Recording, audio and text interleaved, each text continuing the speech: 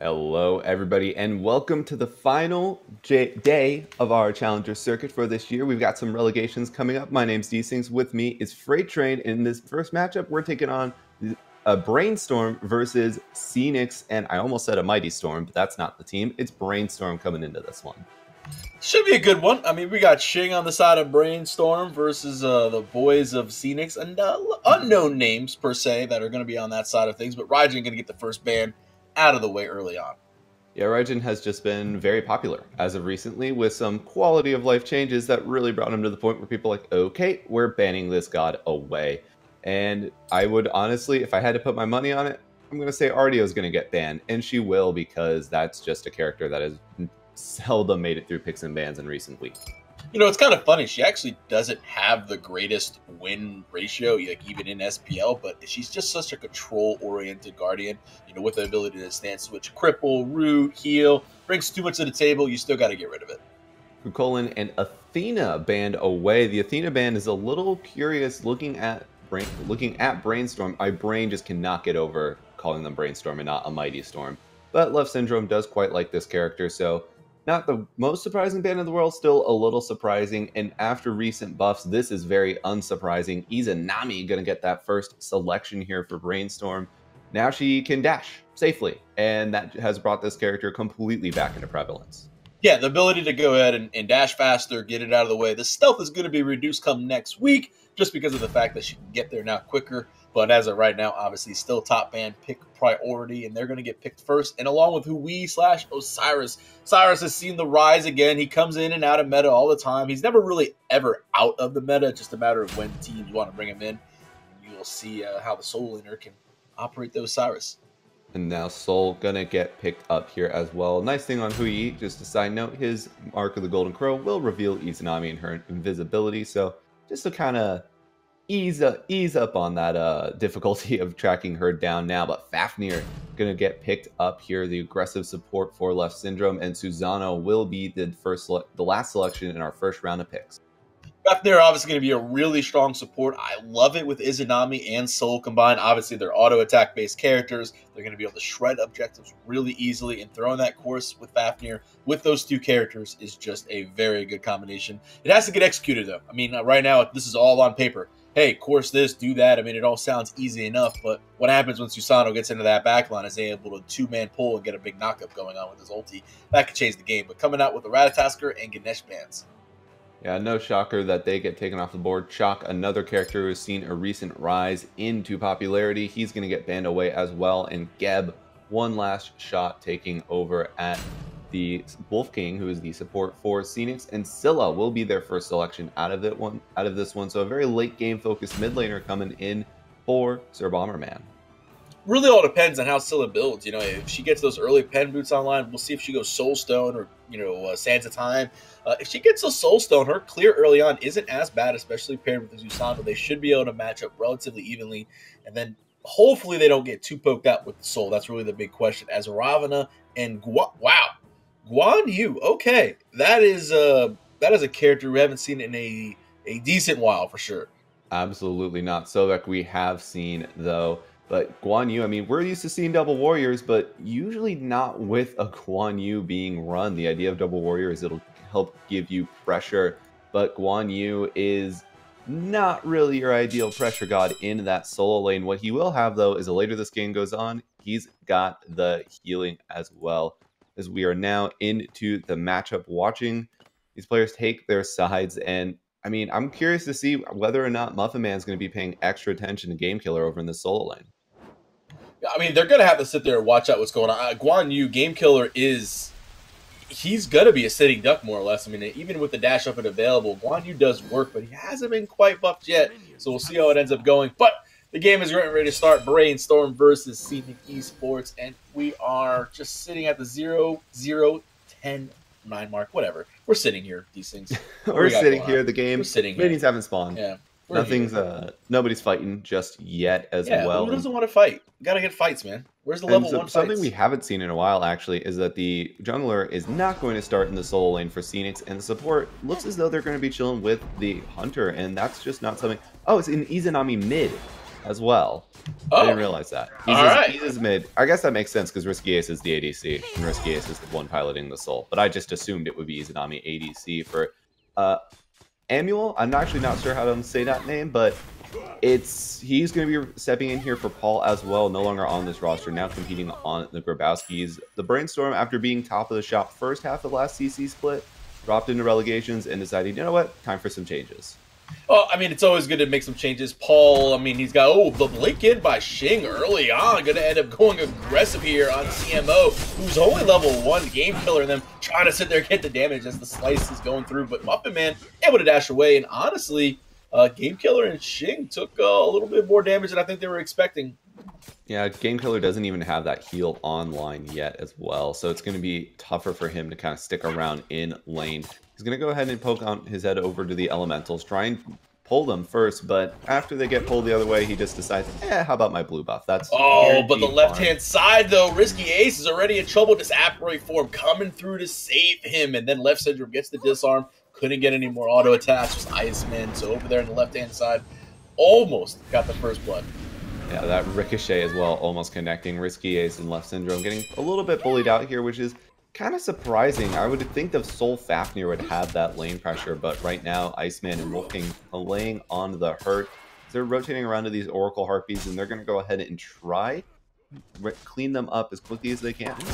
Well, Shig's here. Let's see. Ricochet going to come through, and are we going to see a split? Yeah, we do have a split of the Harpies. The Pluck going to come through. Shig in a little bit of trouble. Overhead kick is available to try to get him on out. Stun doesn't connect from Left Syndrome, and Risky Ace is just going to, okay, Iceman. Ooh, Iceman with the bounces coming through hot. He's definitely not afraid to throw him out. Going to get the poke damage at least, but Risky should be able to heal up. Yeah, Risky fortunately does have that available to him in Muffin Man is still lurking around. You're going to pull in. Risky Ace recognizes that form is down. The Pluck comes through as well, but in the corporeal state will just barely come through in time, but Muffin Man going to chase him down, and first blood goes in favor of Phoenix, but Shig's made the rotation. He's looking to trade it back. Well, Iceman has no jump available, so it's a good blink. The Purification Beam is going to come out now. Wolf is trying to do what he can, but it doesn't matter as Emil, he hit level 5. Still not going to be able to get the kill on anybody as Xing fell. Now here comes Bomberman. He's going to dash forward. The Ama Monster is going to get purified out, but you can't avoid that damage. Bomberman going to blow him up, but Left Syndrome going to get out of the way with the jump.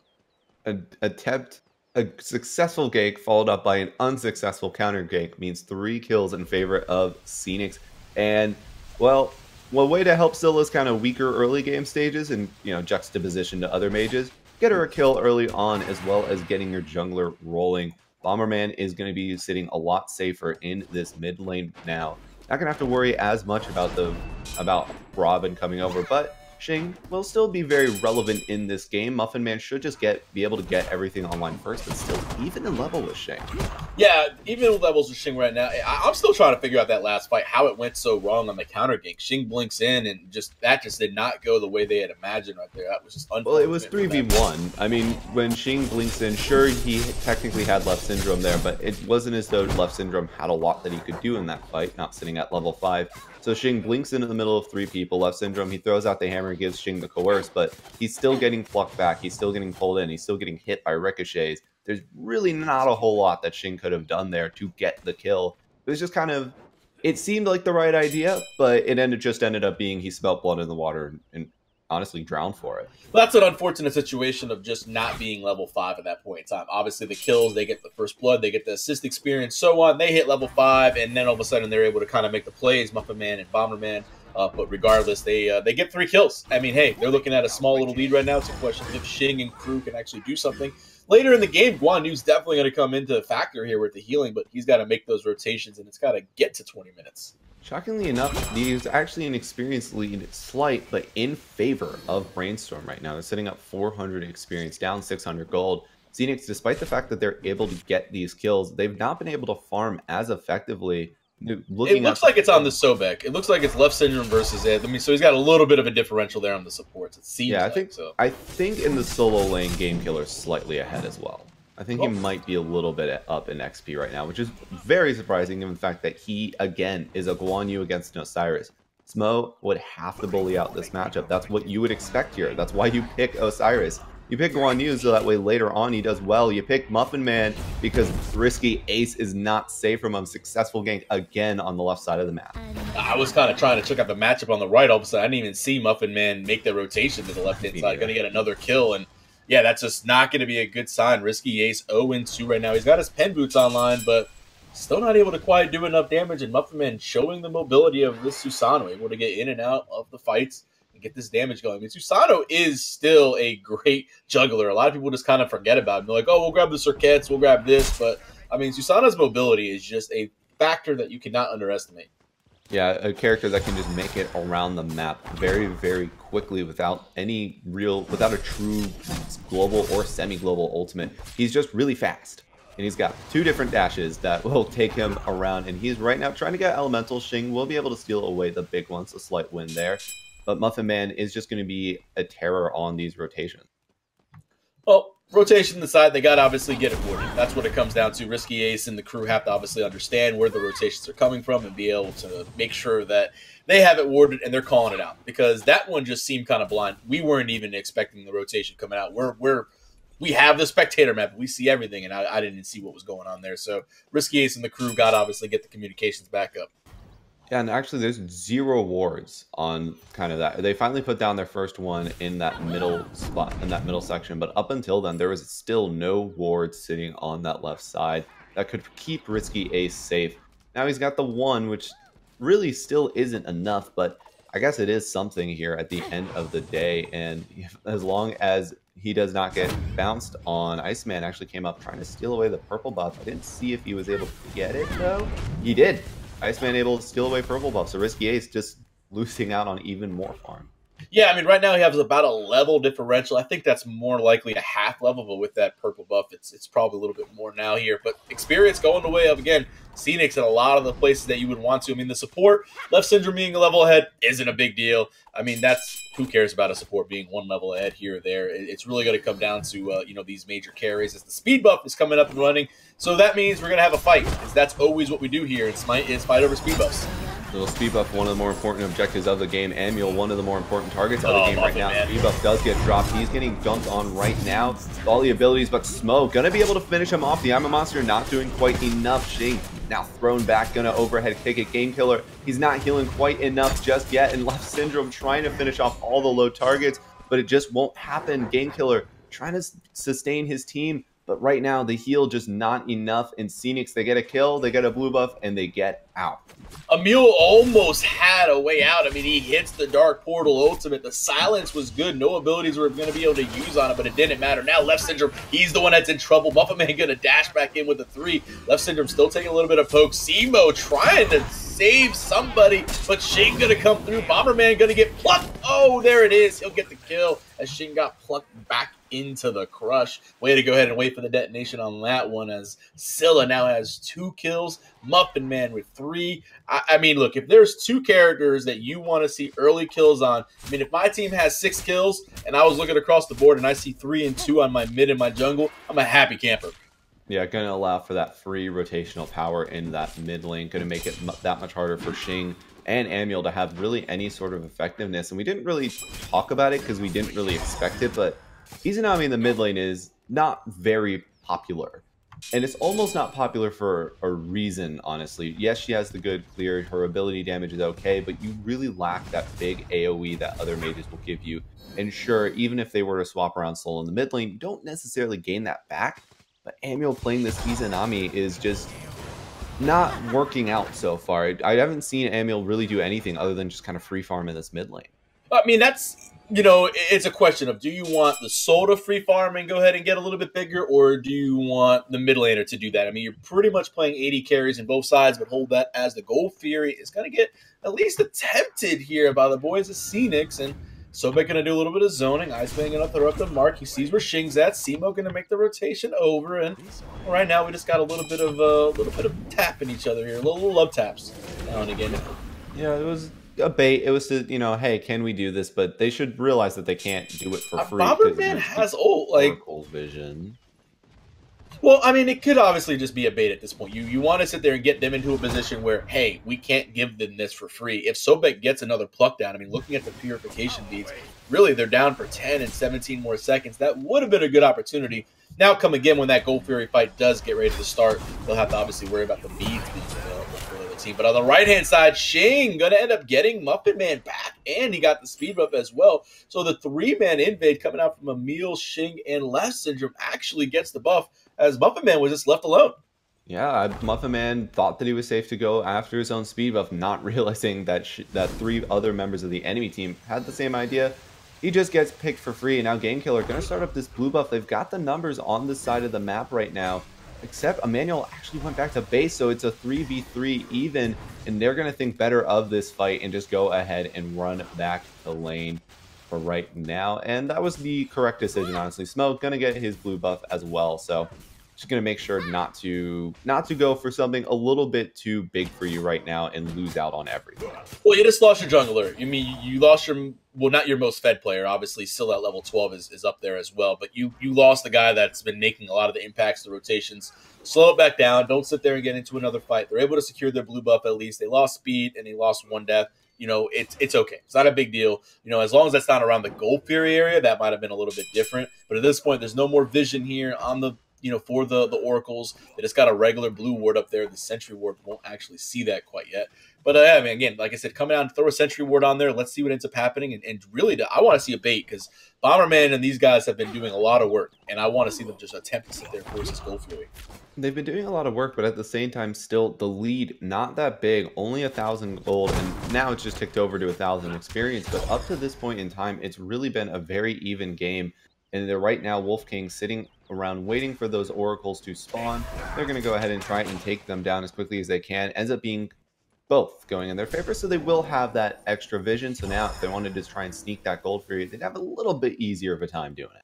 Well, yeah, like, there is just one regular blue ward there hanging out, so they would have to throw a sentry. They don't see it quite yet, and Muffin Man is waiting one more time for Risky Ace, who does have the second relic online, so he's going to get pulled in. Disapparate going to save him for a little bit. Hasn't used any of the relics quite yet. Now going to end up having to force out the Aegis and Purification beads, both used at the same time. Plus, the ultimate was really used for a deterrence to make sure, yeah, very much so scared. And now the re-engagement might be looking to get on here, as the rest of the boys of Brainstorm are on their way. Yeah, that ultimate was nothing but pure panic from Risky Ace. There really wasn't even no reason to use Purification. Like, you could have, if you're gonna, the concept to me there as, well, never mind, Game Killer gonna get plugged in. Now he's gonna get rooted out. Already half HP. And now that's Sickle Strike on top of the Guan Yu. Got to remember, Sickle Strike is an anti-heal. So that's going to help out a little bit against Game Killer, but I would like to see, obviously, a little bit more come online. You want to see anti-heal? No. I love anti-heal, dude. Anti-heal is great. Anyways, getting back to that fight, Desyncs, like, really, you know, what do you think about using the Purification and the Aegis at the same time? As, whoa, never mind, they're going to blow up Gold Fury. Yeah, they're going to look to just take this one down as quickly as they can. Wolf King also here, as is the I'm a Monster. Bomberman going to lose that one out, not even connecting it for some damage. And that's going to be a huge thing that Brainstorm are going to have to take advantage of here. But just very quickly to answer your question and not be rude, you use the beads and the Aegis there because you're trying not to get knocked up. That obviously didn't work. The beads came out a little bit too late. But you still avoid the slow coming out from the Hou Yi ultimate, which is a very big deal. But if you're going to do that, you don't ult, because the ult would also cleanse off the slow, as that gives you CC immunities. But if you're going to go ahead and use the Purification beads, then really it just ends up being a waste of one of those two. Well, Iceman and Risky Ace going back at it again. That time not going to end up connecting on. Really, Ricochet misses, and Risky Ace has his ultimate one more time and completely bips it. As Iceman's able to jump into the air, but back into the mid lane we go. Bomberman, he's the one that's getting attacked right now. Left Syndrome going to end up stunning him out, and it looks like Emil wants to kill the Sanctuary, or the Aegis is going to save him out just a little bit. Bluestone not going to be enough. Game Killer is behind the tier 1, now has to watch out as Left Syndrome is getting chased, going to get slowed down with the sickle. But the Gold Fury hasn't started up here. Risky Ace is on it right now. Left Syndrome also made the rotation. Game Killer is sitting at currently a 4v5 as they're getting, Risky Ace is going to get pulled in. Risky Ace is brought down very, very low. The ultimate comes out from Susano, not going to connect. Smo trying to chase him down. Not enough though. He's getting stunned out. Risky Ace is still alive, but Smo doesn't have that same luxury. Left Syndrome credited with the kill. That is just unfortunate. Now we got Muffin Man. He's going to try to sit there, pull Risky Ace back in. This should be a kill, and he should probably get both of them as Muffin Man's going to force out. Well, he'll get the Purification Beast forced out, but he's looking for one more auto attack. He's going to dash away, and now he should be all right as Bomberman's here, but Wolf King is not going to let Shin get away for free. Now Game Killer cleans up Muffin Man. This fight just turned into an arena bloodbath. 4-8, read the kills, all because of a little Gold Fury tapping. Yeah, and there was really no objective play after that first initial attempt where they got the ultimate from Bomberman and Wolf King. After that, though, great peel coming out for Risky Ace, and you see a big reason why Soul's popular. The Disapparate is just so incredibly strong, keeping him alive, even without both of his... He had no defensive relics in that fight and still managed to live for as long as he did. Muffin Man close on the ultimate, but the peel was fantastic, honestly, coming out there. Left Syndrome, Shing, and Game Killer all doing whatever they could to keep them away. Unfortunately, we've mentioned it before, Susano is very, very mobile and was not willing to let that one go. Oh, yeah, he's going to get that kill. Of course he is. But, I mean, on the other side, he still ends up falling over to Game Killer, who made the rotation, and vice versa. Again, 4-8, read the kills, 17 minutes, just under 17 minutes right now. Just pretty much, what is it, a 1,300 gold differential here coming out. Again, no Gold Furies haven't started up. And kind of looking around on the relics as well. This is something that I always find interesting, D-Syncs, is going to be the Frenzy on the Fafnir. Yeah, Frenzy on the Fafnir. It just means that they can push down the objectives more, honestly. Even faster, right? Because you've already got Coerce. Yeah, you've already got Coerce in 2 ADCs. Now you've got the Frenzy. If Wei can reach, 25 minutes into this game, any objective is going to fall within a moment's notice if they can go ahead and get that one for free. And so sneaking objectives becomes a lot easier because usually, you wait 5 seconds, the enemy team will show up. Well, if you need 3 seconds to kill the objective, it's going to be a lot easier for you. And, well... Left-hand side, Iceman with a nice bounce. Ricochet going to get the stun. Shing going to completely whip the Mystic Rush. Now he's taking the tower, and Sobek's here to help him out. Risky Ace is now taking the tower. Risky Ace is going to trade out 1-for-1 right there as he was in the tower shots, and Wolf King gets it. So it's a 2-for-1 trade out. Iceman hit a Ricochet off the wall that stunned Shing that just really put him on tilt to dive those towers. I mean, I don't even know, just come on. You got bounced on. You got styled on. That's it. I mean, that's all that is. And right now, they're going to try and style on the Gold Fury. Muffin Man, he goes in, but Muffin Man gets erased off the map. Game Killer credited with the kill. And now Left Syndrome is pushing forward, feeling their momentum. Sitting at right now a 3v3 as Iceman also not available. They're going to turn their attention to Wolf King for now. Sprint and Shell both popped, and that should get them out of there for right now. Amiel trying to do what he can, but Bomberman is returning more damage onto him. Wolf King now sitting in trouble underneath the tower. Wolf King gonna fall. Game Killer still pushing forward aggressively, and now he's going to go ahead and not get hit by that crush, able to get out of there. Killer is MVP right now in this Guan Yu out of nowhere. People haven't seen Guan Yu in months or something like that. They're like, what does this character do? They forget about the horse ride. They're getting it going right now. He is doing work on these rotations, getting there early on. Again, the Gold Fury is attempted one more time, but Muffin Man is still on top of Bomber. If he can get it, Lord of the Afterlife going to be used by C-Mode. Not going to end up getting any healing now. They're still chasing me the whole time. There goes the Sun. Brainstorm will get the Gold Fury, though, and luckily, as the ticks of the Sun could not get it, but Muffin Man is back. Not really too many low targets, though. Yeah, not only is the Guan Yu out of nowhere, so is Game Killer. I mean, Game Killer 141, unless this is a rename, we have not seen this guy around. I don't know that guy. At all. Yeah, I don't know the name at all. Not seen Muffin Man have much health left. Amiel credited with it, and he just gets blown up. Ever since his early 3-0 start, Muffin Man has just been getting caught out by himself, ward coverage, and paying more attention. This is why we don't see as much Susano, not necessarily just Susano, but the assassin junglers. Right now, warriors are so popular because they can get away with those types of things. Right now, Muffin Man rotating on his lonesome just can't get away with it. Well, he has the shifter shield, so he's trying to be semi-tanky, the passive on it, more defense, and so on and so forth, more power when you're above health, but just not quite enough. And honestly, you're right. Scenic's doing a great job after the 3-0 start of Muffin Man. Really had a big impact on this game. Risky Ace was behind. I mean, most of the deaths for Risky Ace are attributed to Muffin Man, to be completely honest. So that was a good job by him early. But now we're sitting at the 20-minute mark. Still has level 15. She's still got to go ahead and get a couple levels. Now the Izanami is also level 15. We're getting to that point here in the game where, well, now that early lead isn't going to mean so much because you're actually down 2K gold because you just lost that Gold Fury.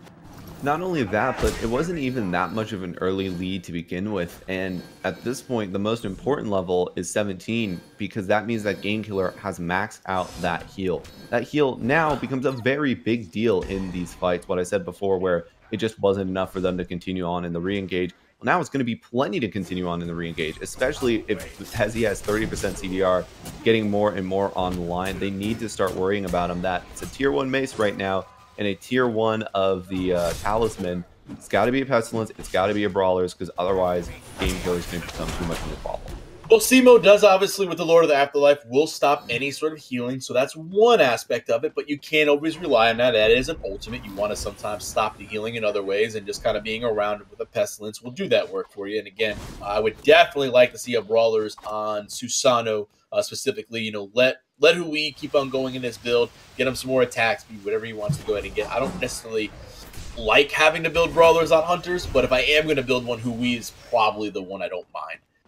Yeah, but also Divine Ruin just got to come out for Scylla as well. Just get it on everybody. Just make sure that no matter what, Game Killer's not going to be able to sustain up anyone because for right now, the healing is going to be just an absolute nightmare. Emil going to get Iceman on these stuff. I mean, the Rick, look, it's not a hard ability to hit. It's straight line. But the fact of the matter is he's still connecting on these, and he's putting some poke damage on and forcing out these heals. And, well, Bomberman actually going to have to be forced out the purification beads as Risky Ace is about to throw out the 2 on him. And, well, Bomberman with no beads going to have to be extra careful with the positioning. Yeah, fortunately, Bomberman's been playing very, very safe in these fights. He's not really been in that dire of a position up to this point in time. That's something that Bomberman honestly is very, very good at that we got to see yesterday in the AVGL semifinals. Bomberman was just positioned in the right spot the entire time. He did not, no point in time did he get hit by, and so Manuel is actually getting blown up right now. Now blinking in the backline, Muffin Man, he wants to start this engagement. He's going to end up throwing out the ultimate right now. The Dragon's coming through. Game Killer going to end up getting a nice stun on 3 members. The Supernova comes on top with the Mystic Rush. The Tier 1 tower is being destroyed here. This invade is working out great. Risky Ace has a double kill, but Simo gets a meal on the back end, and they still haven't even attempted to get the tower. Looks like Osiris will only be the last man standing. Now the tower will get shredded. Frenzy popped, course good. Tier 2 tower should also fall relatively easily with the second course coming up in just a moment's time. They get a Tier 2 tower. They get 4 kills, D6. They are rolling strong, Brainstorm.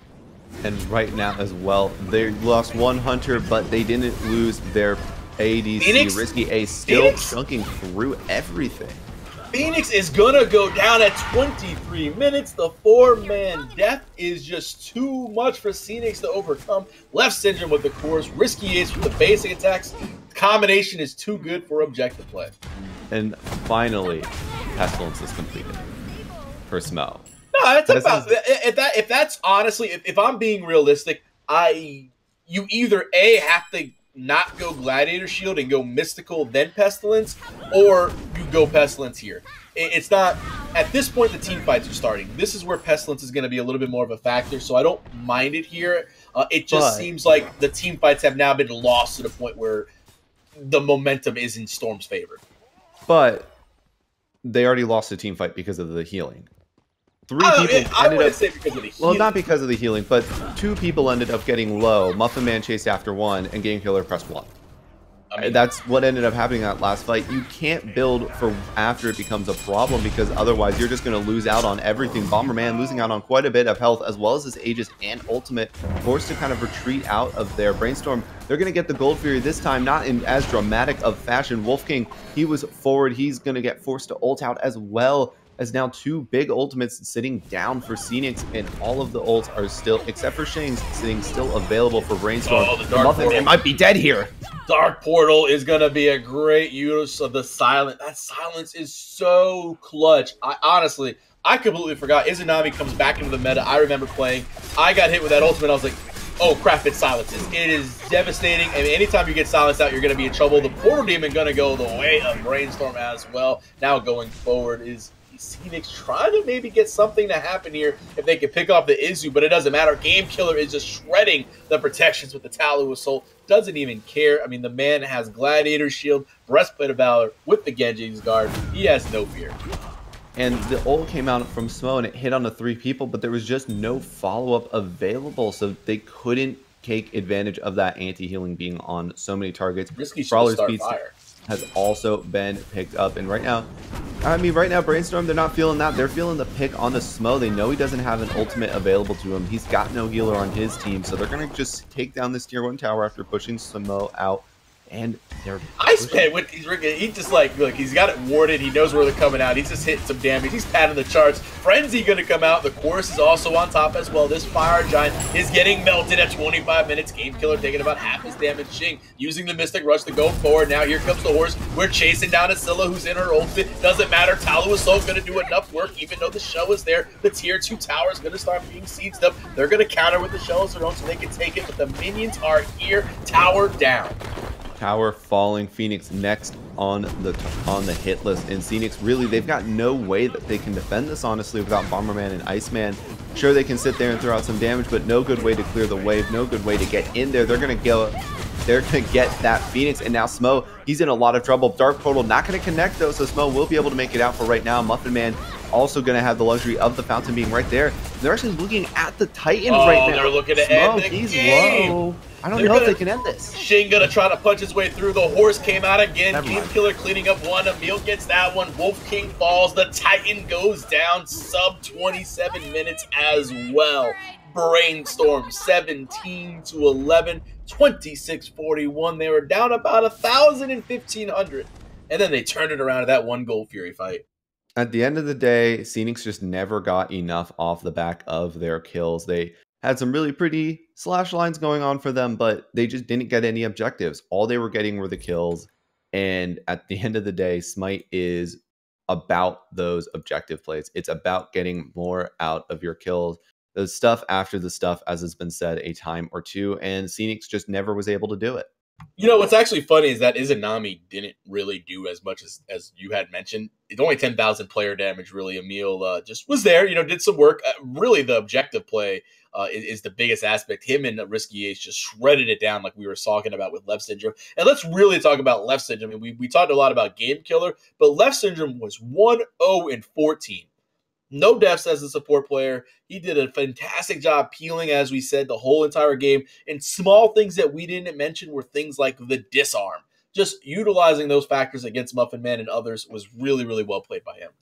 Yeah, Left Syndrome played a fantastic game and a very, very good game number 1 coming out from Brainstorm. But there's still one more game left in this set, and in order to get into CC for Phoenix, they cannot afford to take the early 2-0 defeat. So we're going to throw it to a brief break, but when we come back, it'll be game number 2 coming at you.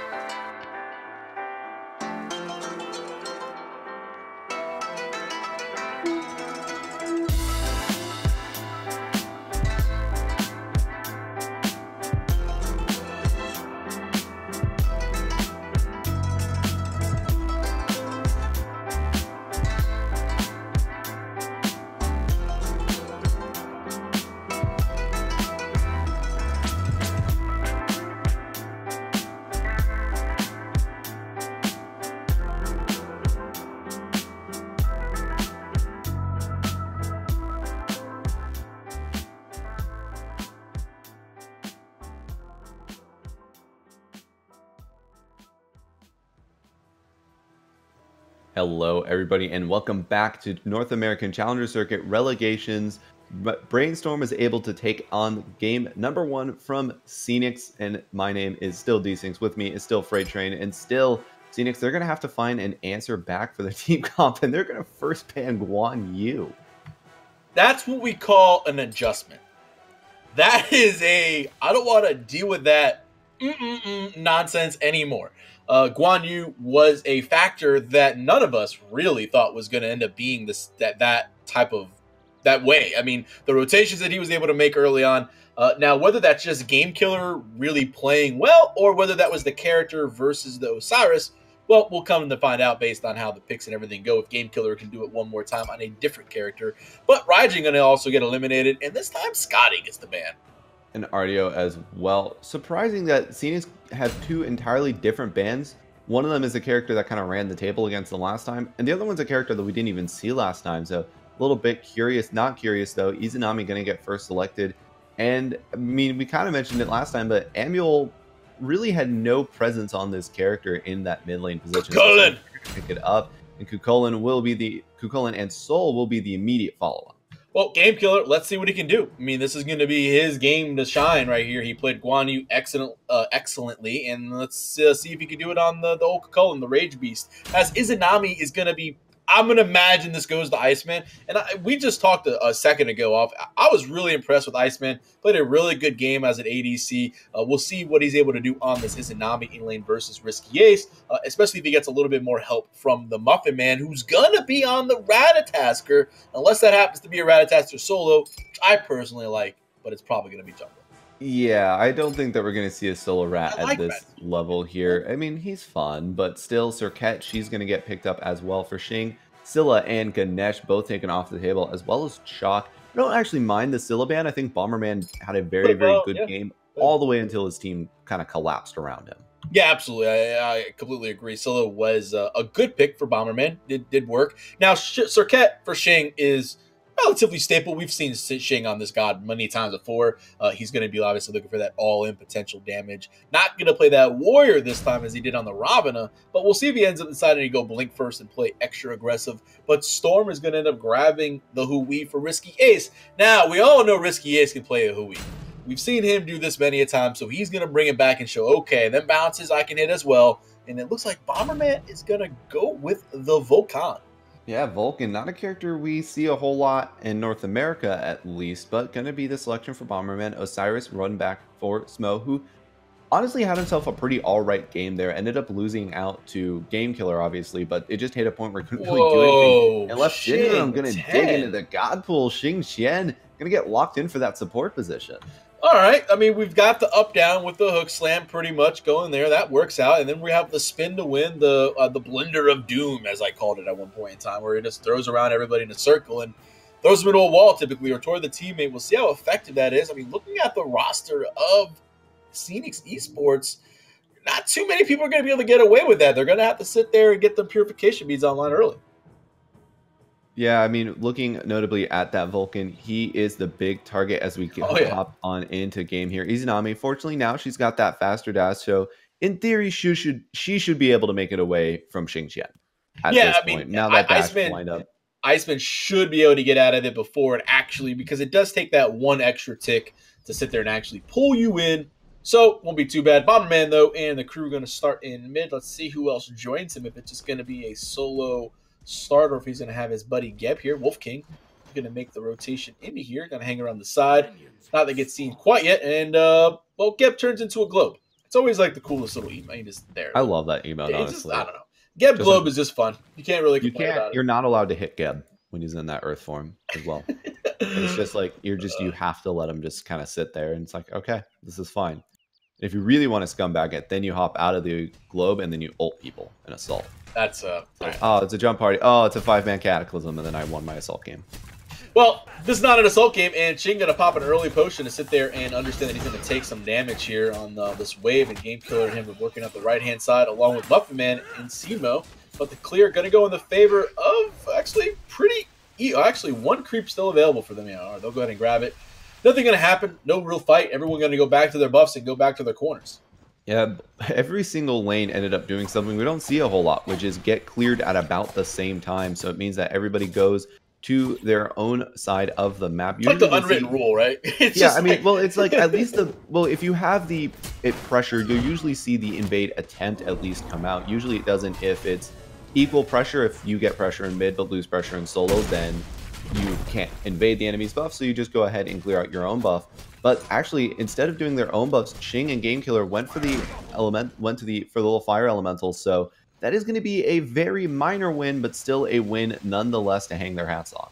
yeah, they're going to hit level 3 here now off the blue buff, and Shing will still have an availability for his speed. Now, obviously, he's going to come to lane. It's going to show Muffin Man going to get taunted, take a handful of damage, and, well, he's pretty much forced to back away at this point in time. He has a health pot available, so you can always use that, but no camps other than the back right ones to really heal off of it this time, and looks like he's going to go toward that way as now Iceman is going to go ahead and get his red buff with Wolf King and share it up just like he would have if it was a normal start with him, and Iceman will get his red buff now. The Oracles are really the major objective that are still standing at this point in time. Yeah, the last neutral objective on the map. In all honesty, that was almost kind of unfortunate rage timing for Game Killer. If he had popped under the Berserker form on the buff instead of after the fact, or instead of before the buff, he probably would have been able to kill Muffin Man. Just having That's it. He was level 3. Yeah, I don't think he's obviously getting vent until level 4. Most of the time, I don't get vent until level 4. It's just not really needed. I mean, it's not as though it's a, oh, this is something he should have changed. This is a, man, that's unfortunate. Oh, yeah. Yeah, it's just, again, that's the one thing about Kukulkan is really great players are going to be able to utilize that rage and understand exactly what they have to do, especially once Vent gets online. That's when you'll see players being able to keep right around that perfect threshold to see what they can do. But the Oracles, as we had mentioned, the last major neutral objective, going to go the way of Phoenix. It looks like Blinking by Shing. He's level 5. Muffin Man's only level 4. And the Biff Dark Portal from Iceman not going to work out as well this time. And that ultimate is not the same size as Zui's. That's actually the perfect ultimate, though, from Iceman, because that completely stopped any potential Muffin Man had of dying. Shing blinked in, still had his dash, still had his jump, but the silence is going to make sure that you can't use either one of them. Great play, honestly, coming out from Iceman. It was a total disengage ultimate. There was no fight coming off the back of it. They just wanted to make sure that there was no chance that they dropped that first blood. It's always a difference of opinion. Disengage or miss, however you want to call it. Sometimes it's going to work out both ways. People. Hey, it's okay. It's going to do work. I mean, again, he has no boots online. He has no damage. There's no really, yeah. He hit two people and they couldn't chase after Muffin Man. I don't know if that was his intention, but that's how it worked out. So I'll give him the credit for it. Sitting back in the solo lane, Shing had blinked in already, used his ultimate. Now just going to kind of hang out in the solo side of things. Now the speed buff's coming up, and everyone is just going to go, again, back to their respective corners. Yeah, but mid-harpies are coming up once upon a time. The objective that everybody fought over to, do or die. Badja always making sure to die to him. Now mid-harpies are just kind of, we'll take them. When was the last time we saw a good mid-harpy fight? I mean, I fight at mid-harpies all the time, but they're normally... Well, but that's because we're bad and we play casuals. Like, when was the last time in, like, Challenger Circuit or SBL or something? When was the last good mid-harpy fight that we've seen?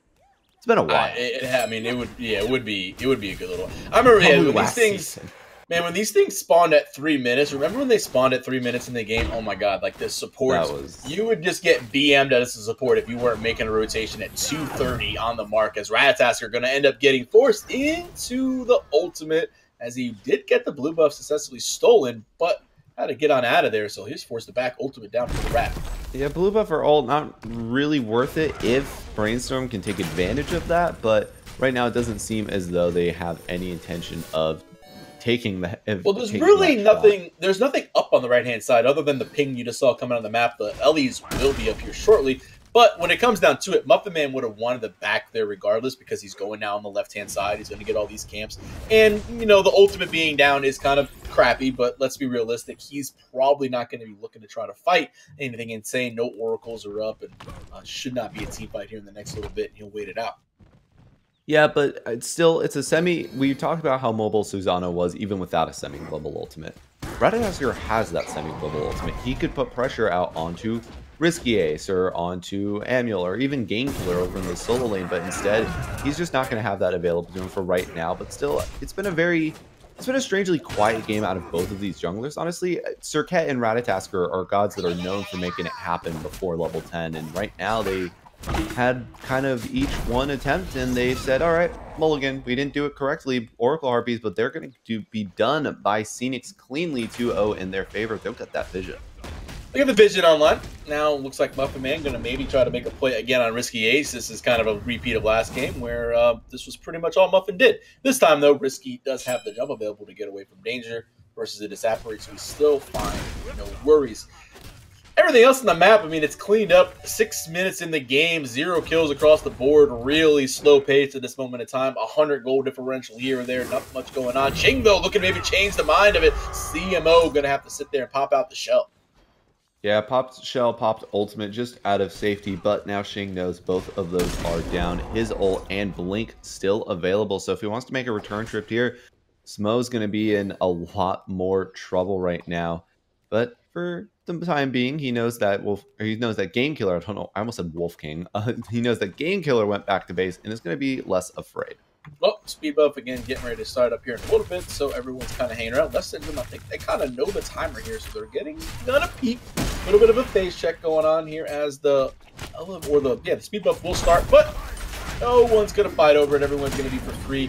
Bomberman, I'm still kind of, Wolf King gonna end up just swiping the speed buff away. It's actually on the left-hand side. I didn't realize that Risky Ace is at a 2v1 of his own. Iceman trying to get the kill. Muffin gonna dash forward, and there is the first blood. Muffin Man, come on through. He'll go ahead and get the kill on Risky Ace, so he'll get the first one at 7.5 minutes. Yeah, lack of fighting really coming out here in general. It's not one of those games where everybody's fighting, just nobody's dying. It's a game where there's been, 3 attempts at getting a kill up to this point in time, and none of them have been successful, but finally the gank comes through, and Risky Ace was just not in a position where he could get safely underneath his tower, so he drops down for first blood. Not the end of the world by any stretch of the imagination. In fact, sitting only a level at this back point in the game, it's not that big of a deal. You know, first blood at 7.5 minutes, yeah, okay, it's still great. You're going to get a little extra gold in your pocket. Everyone loves that. But it's not as like, oh my god, the momentum just shifted or anything along those lines. It's just a simple first blood. It'll be okay. Muffin Man, he's going to end up getting this tower shield online. So he's going to go for that shifters one more time, most likely. I actually kind of do like the Gladiator shield in Ratatask because it's a little bit more healing and so on. But he's going to go into that shifters one more. He should be okay, though. But sitting at 8.5 minutes in the game, I mean, look, 1 kill on the board. This is pretty standard slow smite. Yeah, this is, I mean, I thought we were doing NA or Challenger Circuit, not EU right now. I mean, this is just, well, you know, where's the action supposed to come from, these things? We have Bomberman on, you know, we have Bomberman on this Vulcan. Haven't seen a Vulcan ult yet. Haven't seen Muffin Man try to combo that with him yet. I mean, Wolf King, but there's the blink in by Shing. Now we have a fight here by the Gold Fury. Emil gonna end up getting that one. Shing end up trying to jump away. Ratatasker is in there. There's a Vulcan ult that's not going to end up connecting on too much right there. The Dark Portal got to separate the teams out here, and well, another kill going away of Scenics, but they also got one on the other side of Brainstorm. Left Syndrome, he'll get stunned out and most likely fall here, as now here comes Game Killer, going to transform here in just a second as Emil gets his second kill of the engagement. And now he's trying to chase down Simo, but turns his attention. No, Waffles on the decision making and just doesn't get after anybody. He looked at Simo, looked at Iceman, looked back at Simo, and then decided on Iceman. So he's going to be able to get away. Oracle is going to be the only thing gained here after Left Syndrome fell, and as well as Shing being forced back to base. No, they are going to try for this Gold Fury. Iceman still in position to try and sneak this one away from them, but they both. If Risky could hit it on auto attack, it would be nice at this point. Yeah, I mean, they can't really do the Gold Fury. As of right now, the triple bounce connecting on the Iceman shatters through the shield's the only thing that kept him alive there. He's now forced to go back to lane. That triple bounce just completely erased anything Iceman could do. Well, they don't get the Gold Fury, so it delays out. That's exactly what you wanted as far as Scenics goes. They're good on that.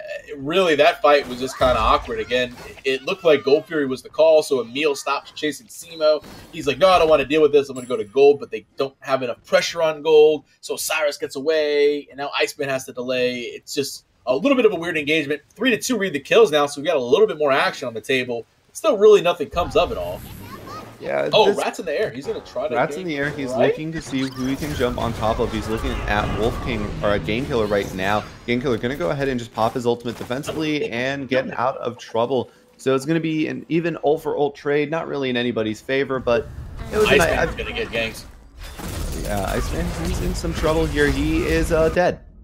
Yeah, I mean, that's pretty much it. Jungle goes right. Muffin Man gonna still end up chasing that kill on the right-hand side. I did not see that, as I see the icons now between the two tower lines. So, kills on each side of the lanes. Left-hand side ends up getting ganked, but that's the ADC. I think that's a little bit more important when it comes down to it, because now we have this Gold Fury objective. Shane gonna end up getting cataclysmed out, but the spin to win right there from him. Left Syndrome gonna jump out. Bomberman not gonna be on the mark of these Vulcan ultimates so far.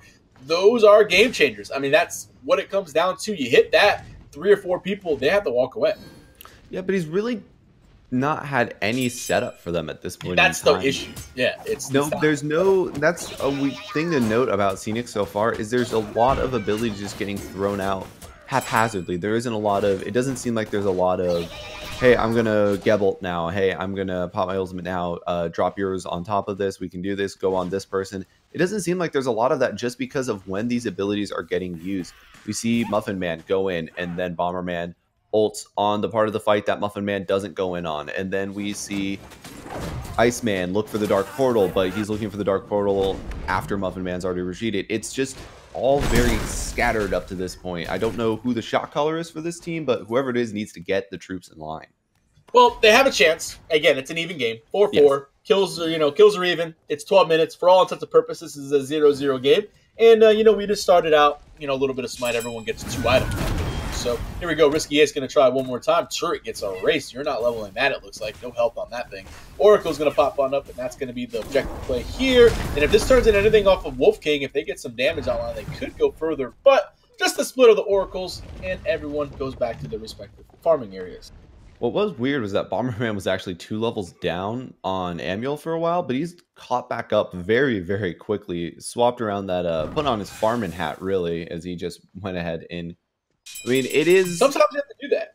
Sometimes you do. Sometimes as mid laners split everything, right? I mean, that's always the age-old adage about mid laners, is that you just don't get any farm because you've got nothing to gain gold, and you have to split everything. But right now, it does seem as though the Gold Fury is getting started up here, which would really help out on the farm. Sun going to get dropped down. Dark Portal going to get used, as well as the Vulcan ultimate. They'll get it. And Risky Ace was the only one contesting. Where's the rest of Brainstorm? AFK? I don't know. Brainstorm is, just not there, man. They had a ward. They have a ward on it. That shouldn't happen. That cannot happen. Actually, Scenic's now going to take a little bit of that momentum and try to go forward here. Muffin Man going to get his speed buff. Game Killer going to try to invade on it, but not going to end up happening here. So now he's going to be forced out, but still left in Shing. Shing going to end up trying to drop the taunt, not going to connect, and Muffin Man will get the shield on early, so you're not going to take too much damage, but that is just... And guess who's left all by themselves on the left side of the map now as well, because of all the effort Brainstorm put in that speed buff invade? Izanami. Guess what Izanami's always been exceptionally good at? Taking towers. But you know who's also been good at stuff, and that's going to be Mr. Left Syndrome, throwing people around in a circle. Wolf King going to end up trying to run away now. Nice ultimate coming out from Shing to stop the rollout. And, well, cool guys, don't look at explosions. He's a dead again. That was... In all honesty, CX probably can't put themselves in a position where they can get picked off like that there. I mean, granted, it's kind of, that there's at least, that there's 4 members on this side of the map. You can't have people just walking through the jungle by their lonesome, and that's what ends up happening there. They lose to, after getting, honestly, huge wins for no reason. Shing almost getting dropped there, and right now on the back end, actually, Simo, he's the one who's in trouble. Is Game Killer going to be able to get credit for that? Bomberman is now the one being looked at here. The bounce not going to connect, but Bomberman is getting chunked down incredibly low. Fire Giant did get pulled for a moment. Everyone's going to retreat now at this point in time. Shing played it close. He was really close to dying there. He was trying to get the Osiris, almost ended up falling to Bomber, and then really Simo ends up dying there from Game Killer. That was the more unfortunate thing after trying to stop the Portal Demon. But this Portal Demon at the 15-minute mark is being started one more time, and well, Izanami, like I said, graded objective play. Risky Ace has an ultimate, going to toss him down. Reset is going to have to happen. Now it's a question of if they're going to try to re-engage. But Wolf King would know. Shing has Thorns? What? Shing picked up Thorns. Shing's trying to run away. The Portal Demon got leashed the other way. Now Bomberman dropping the turret, but it seems though it's just going to be the clean leaving on that one. Shing's going for the build for the what's his name? Captain Twig build. He's got the gladiators and he's working on what I'm assuming will be the mystical mail, because that's going defensive circuit. Oh my god, Shing. Oh, I'm disgusted. I want to throw up. That's nasty. Anyway, Simo going to try to sit there and stun out Risky Ace. That's going to happen. A little bit more damage. Muffin Man going to end up trying to get in there as well. And, well, Simo will end up getting thrown toward Risky Ace. I don't know if Left wanted to per se do that. But the whole time, Wolf is like, hey, I'm 4 HP. I'm going to go and walk away and back here real fast and take this portal. 3 people backed from Brainstorm. I mean, that's all that it is. Too many people. Xing had the back. Ambil didn't. Ambil totally could have stuck around and contributed to his team, but instead 3 people back, and at the end of the day, that's just a free objective. Yeah, right now, as for what Scenic seems to be lacking in synergy, Brainstorm's making up for just in terms of objective play right now. They're not paying attention, I guess, is really the only thing that I can think of to what's coming up and when. Yeah, I mean, I'm still curious about these relics here. I mean, we're looking at the Thorns going online. I mean, that is just a complete disrespect to not go ahead and get Purification Beads because of the lack of really any CC from Wolf King Cataclysm is going to be there, obviously. But there is no other major CC. Muffin Man has a stun. Simo has a tether, but the tether is avoidable. Really, again, Xing getting the Thorns online, he's going to have to be really careful to make sure that he's able to sit there and use this defensive circuit build the right way. See how he plays it out. But it's different. Like I said, I haven't really seen it too much. Yeah, it's defensive rat that we've seen a whole lot, which Muffin Man going for a little bit more aggressive than what you usually see. He's got the shifters. He's also got the on-sile as well. Muffin Man also currently up in the air, looking to come down on the Risky Ace, but Xing going to catch him out mid-dash. Bees and Aegis both forced down. The ultimate comes out from Falcon, and that's a combo. 3 men hit, 1 down, and but 1-for-1 trades of our Risky Ace still pumping out the damage. Left Syndrome, he's next on the hit list. He's going to get dropped. Risky Ace now the last one left alive. That's what you wanted to see. The Kata into the Sir Bomberman ultimate. Blows him up with the Earthshaker. That's exactly the combo you were looking for. Finally makes the big impact play. Muffin Man on the left-hand side says, Risky Ace, I wasn't done chasing my man, Maratatasker, that's still going hard in the paint. And, well, gets the job done. Not going to really be able to push this Tier 2 tower much. I mean, they did get buffed a little while ago, so he's going to do a little bit of poke here. Yeah, full defense. Yeah, I don't really see you doing much here with that tower there, my man. So you might want to back up. Gold Fury going to get started. Is the Gold Fury, as that has come up again. Game Killer, the only one currently in position to try and sneak it away. Not going to work. I thought he was going to get that for a second. Scenic will confirm the Gold Fury as they go ahead and walk. And the whole time, Muffin's still going left-hand side because they had to respect the Gold Fury play right there. So Muffin going for the Tier 2. Gets a 2-man stun. Still can't get the tower, though. Poor Muffin. Go back to base. The penalty box is now your friend. 40-some-odd seconds. We will see you later. Tier 2 tower with 1 HP stands. Yeah, Tier 2 is going to make it through, but again, Iceman's still on this team, and Iceman's still playing Izanami. So I mean, the tower's literally sneezable. Like, it's going to end up falling here. A little bit more health than that. It's a couple shots and it will be good to go. Muffin Man makes his best attempt. 2-man stun with Night Lord. The Afterlife going to jump on in, get a couple roots online. But Simo, my man, you have no mobility. What are you doing? Risky Ace is going to get slammed down and get the kill. And the Earthshaker again, once it comes out, does a decent amount of poke, but really, Risky is just not even worried about it. That poke, really, that ultimate's just going to go ahead and force. Well, it's going to clear the way, but it's also going to force them to be more careful. Amul does have healing in his kit, so that's good. And it's a pound again, going to connect on the Iceman. That poor Iceman, this is the second time he's just been taken completely out of defensible position. But Wolf King, he's going in. He goes in on the wrong side of the fight, and he's getting blown up. Doesn't even get off the ultimate here. Rat up in the air. Game Killer is also low. Game Killer going to get dropped down to Muffin Man, but now Muffin Man, he's getting thrown in on the backside of the fight as one by one the ants march in, and they're just getting crushed right now. Well, the Lemmings go where the Lemmings do, and Iceman now, Purification and Sanctuary forced out. Oh, the juke is good with the 3. Izanami out with 1 HP. That's going to be a nice little victory for him. Xing going to end up taking the red buff, though, as his consolation prize. Oracles are up if they want to go ahead and make a play on those and get a little bit more farm. Xing going to strip out the rest of the jungle at this moment in time. But Brainstorm and Scenics, I mean, Scenics currently with let's take a look at the quick graphs. Just under 3,000 gold differential here, and then about 800 experience going their way as well. This game is still pretty close. The experience is going in favor of Brainstorm. Yeah, Brainstorm gets the experience, but the gold is in Scenics. Gold's got Scenics because they're taking the objectives, but they're just not farming as well as Brainstorm is at this point. This is the only thing that I can think of for why they're at such a deficit. Sure, you're looking at the 3 levels in favor in the support position. You're saying, well, that's probably where most of that's coming from. But how are they sitting behind? At the end of the day, they should be able to carry on. Oh, another Lord of the Afterlife into an Earthshaker. Is it going to connect? But the Sanctuaries are good. No one's worried about it. Wolf King's still going to take a decent amount of poke in return. Game Killer's Thorns are now down, and there goes the Meatball. Lifts into the pop on up, and he'll go back down. And well, Portal Demon one more time going to get started up as Simo going to do the zoning duties. He's popping his Thorns just to kind of deter any sort of fight, but they got to either commit on something. This if-washy nonsense is not going to work, and Game Killer going to jump over the wall. That jump barely gets over anything, and it got over that rock. And that was enough. Simo going to be the one that falls instead. Risky 8's credited with it, but still everybody sitting incredibly low on the side of Brainstorm. They still don't have a great way to defend this Portal Demon, and they're just looking at Risky 8's the only one with health. He's looking for the bounce, but too late. Yeah. I mean, Risky's lining it up. He's looking for it. That's not a... I don't know. From that angle, you might not know exactly where the bounce is at, and he's kind of trying to wait. Well, I mean, it's a timing thing. That's so tough. I mean, again, you don't really know exactly what's going on with that. It's like, how hard are they going to burst it? You know, what's my damage going to do? Regardless, Portal Demon ends up going the way of the Phoenix boys, and Storm going to have to sit there and just back up. They're going to at least push up the left-hand wave a little bit, as, again, that Tier 2 tower is pretty much gone for all intents and purposes. Looking at the other side of the map, the Tier 1 and all the Tier 2s, though, for the boys of Phoenix are plenty healthy, as they're going to start the Fire Giant.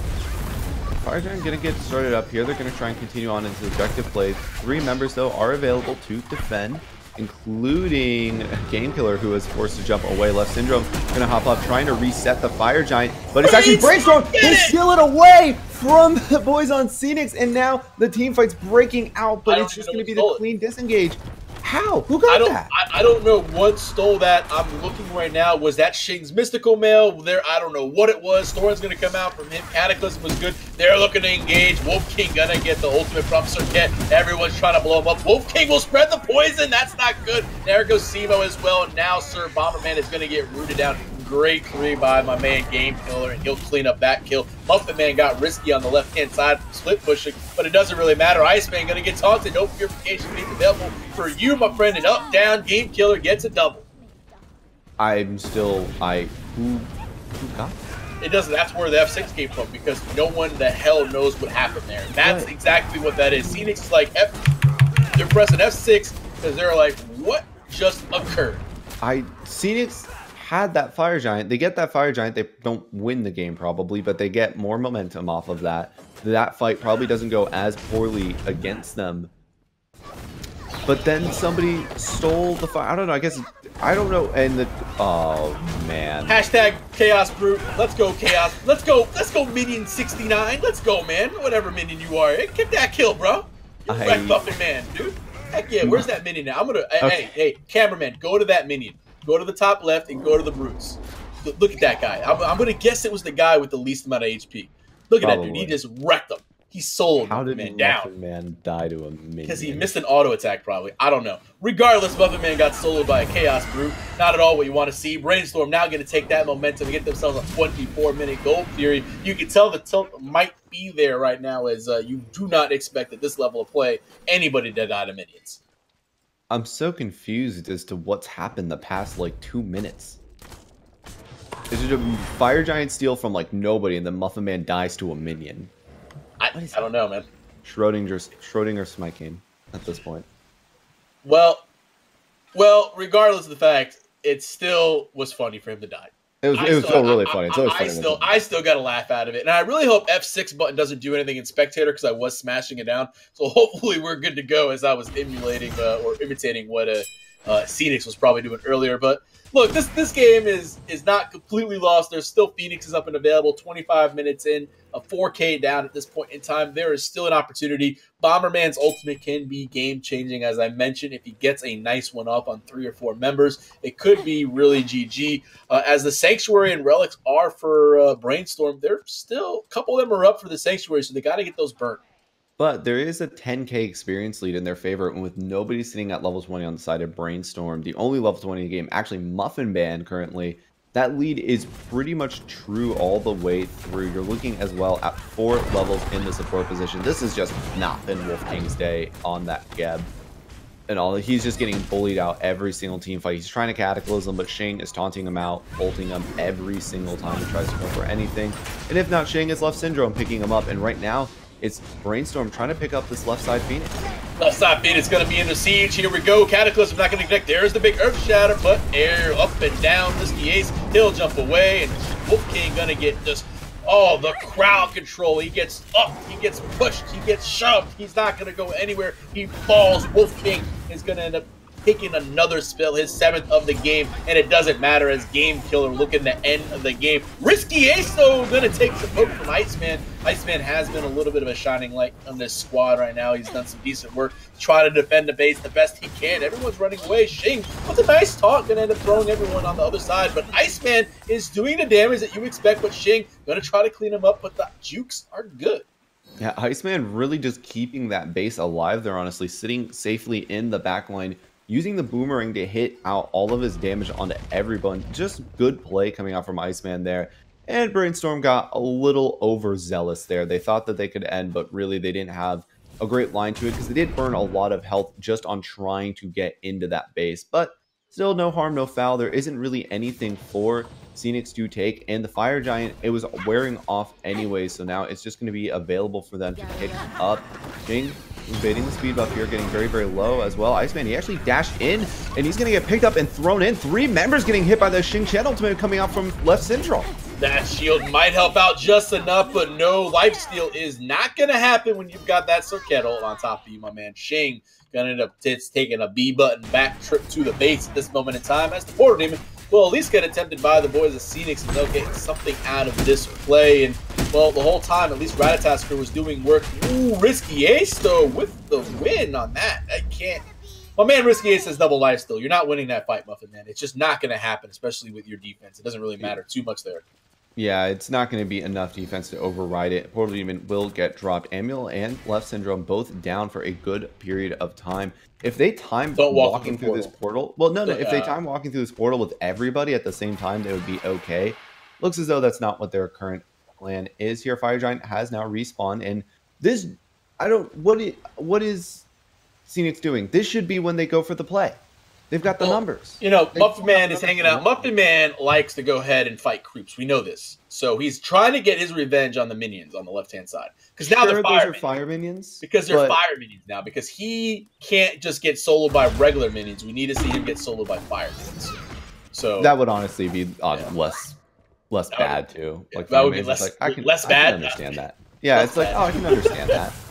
Either way, let's go. The game is continuing. Speed buff, everyone's kind of hanging around the jungle. I am on the same boat as you, though, man. Phoenix had an opportunity. They could have all walked through Portal, maybe made a play or do something. The left-hand side is pushed up relatively decent at this point in time. But they got to make a play. Phoenix can't sit on their back foot. I mean, sitting on your butt all night isn't going to help you win this game.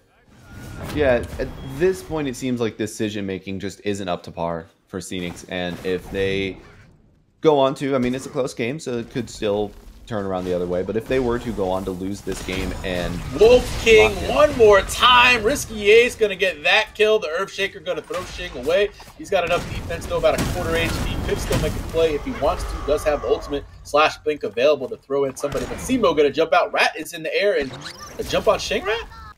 No, he's gonna jump away. What? If you're gonna jump at anybody, jump at the guy that's quarter HP. Anyways, all right, Ratatasker, Muffin Man is... But you see Freight, I don't know. He decided not to jump on it. I think Muffin Man is celebrating patch 420 a little early with the special baked goods. I don't know what's going on here, but the Fire Giant is going to go down, and Muffin Man has the ultimate to try to get in there. So Brainstorm will take that as he is eating his baked goods. That one is, I'm just going to leave that one alone. That is a much more understandable Fire Giant there coming out from Brainstorm again. Phoenix just didn't take advantage of their numbers, and they lost the Fire Giant. They lost the fight that ensued as well. Not their day.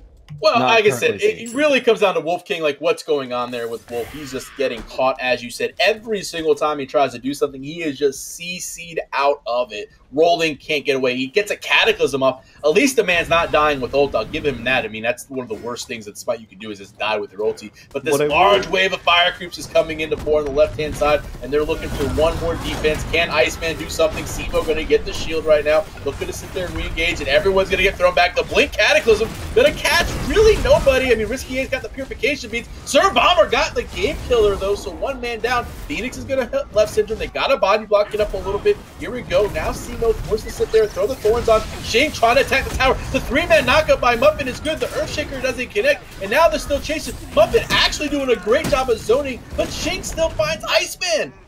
And the poison spread to Simo as well. Simo forced to go back to base right now. Left side Phoenix still standing, though. Not going to be for much longer. They finally siege that one down after losing Game Killer, only trading out 1 for 1. Phoenix still makes that worthwhile, but still a very, very good defense coming out from Brainstorm there. And guess who's still alive? Wolf King. First time. Yeah, you know, Wolf King, as long as he's throwing out good, look, he's 0-8. That's a crappy situation as a support. He's throwing out good shields. He's throwing out Cataclysms. He's knocking up. He is just getting CC galore right now, and it is just too hard for him to get any sort of momentum going in these fights to sit there and do that. The Blink ult wasn't the best there, but, I mean, he still ends up catching some Purification Beads on Risky 8, so he might be able to do that. Left Syndrome, nice knockup, though, right there. Let's see one more time. The CC chain is so real. And Wolf King, that time, he's not going to live through this one. And Amul credited with his kill. Simo now going forward. Shin going to throw him back into the middle of the team, and that was going to guarantee the kill. Amul credited with the double. Now Phoenix going to get siege down as well, but Left Syndrome, he's low. Left Syndrome going to get dropped. Iceman still trying to make it happen for his team.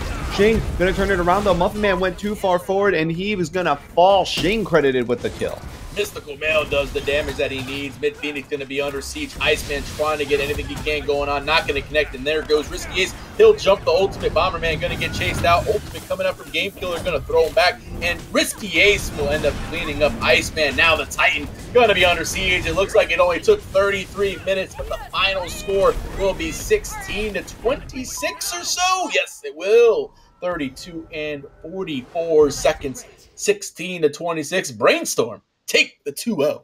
Brainstorm put themselves in a great position. Phoenix, unfortunately, in a very, very precarious situation now after this first round. Losing 2-0 hurts very, very badly to just be at that 0 points moving forward. It's going to be tough for them to get in. It's reverse day, man. It's reverse day. The less points you have, the better. Yeah, we're playing golf rules. That's not the way it actually works, chat, please. No. It's golf rules today. We're not playing golf rules because that will really confuse everybody. We don't want to deal with that. Regardless, let's take a look at the damage charts and see exactly what was going on there. Bomberman did work, man. 31,000. What? We got standings, right? We got standings. This is what happens when you're not in Skype. See, this is what happens when Skype ruins your audio quality. Don't pull back the curtain. I'm pulling back the curtain. The curtain open. Brainstorm with 3 points. It's the last day, the last night. This is where I get to shine and have a good time. I don't really care. The Grabowskis got 3 points with 1 match, 1 win. The Brainstorm have 1 win, and they'll get the 3 points as well. Everyone else will end up being on that 0 points side, the big old donuts 0 goose egg.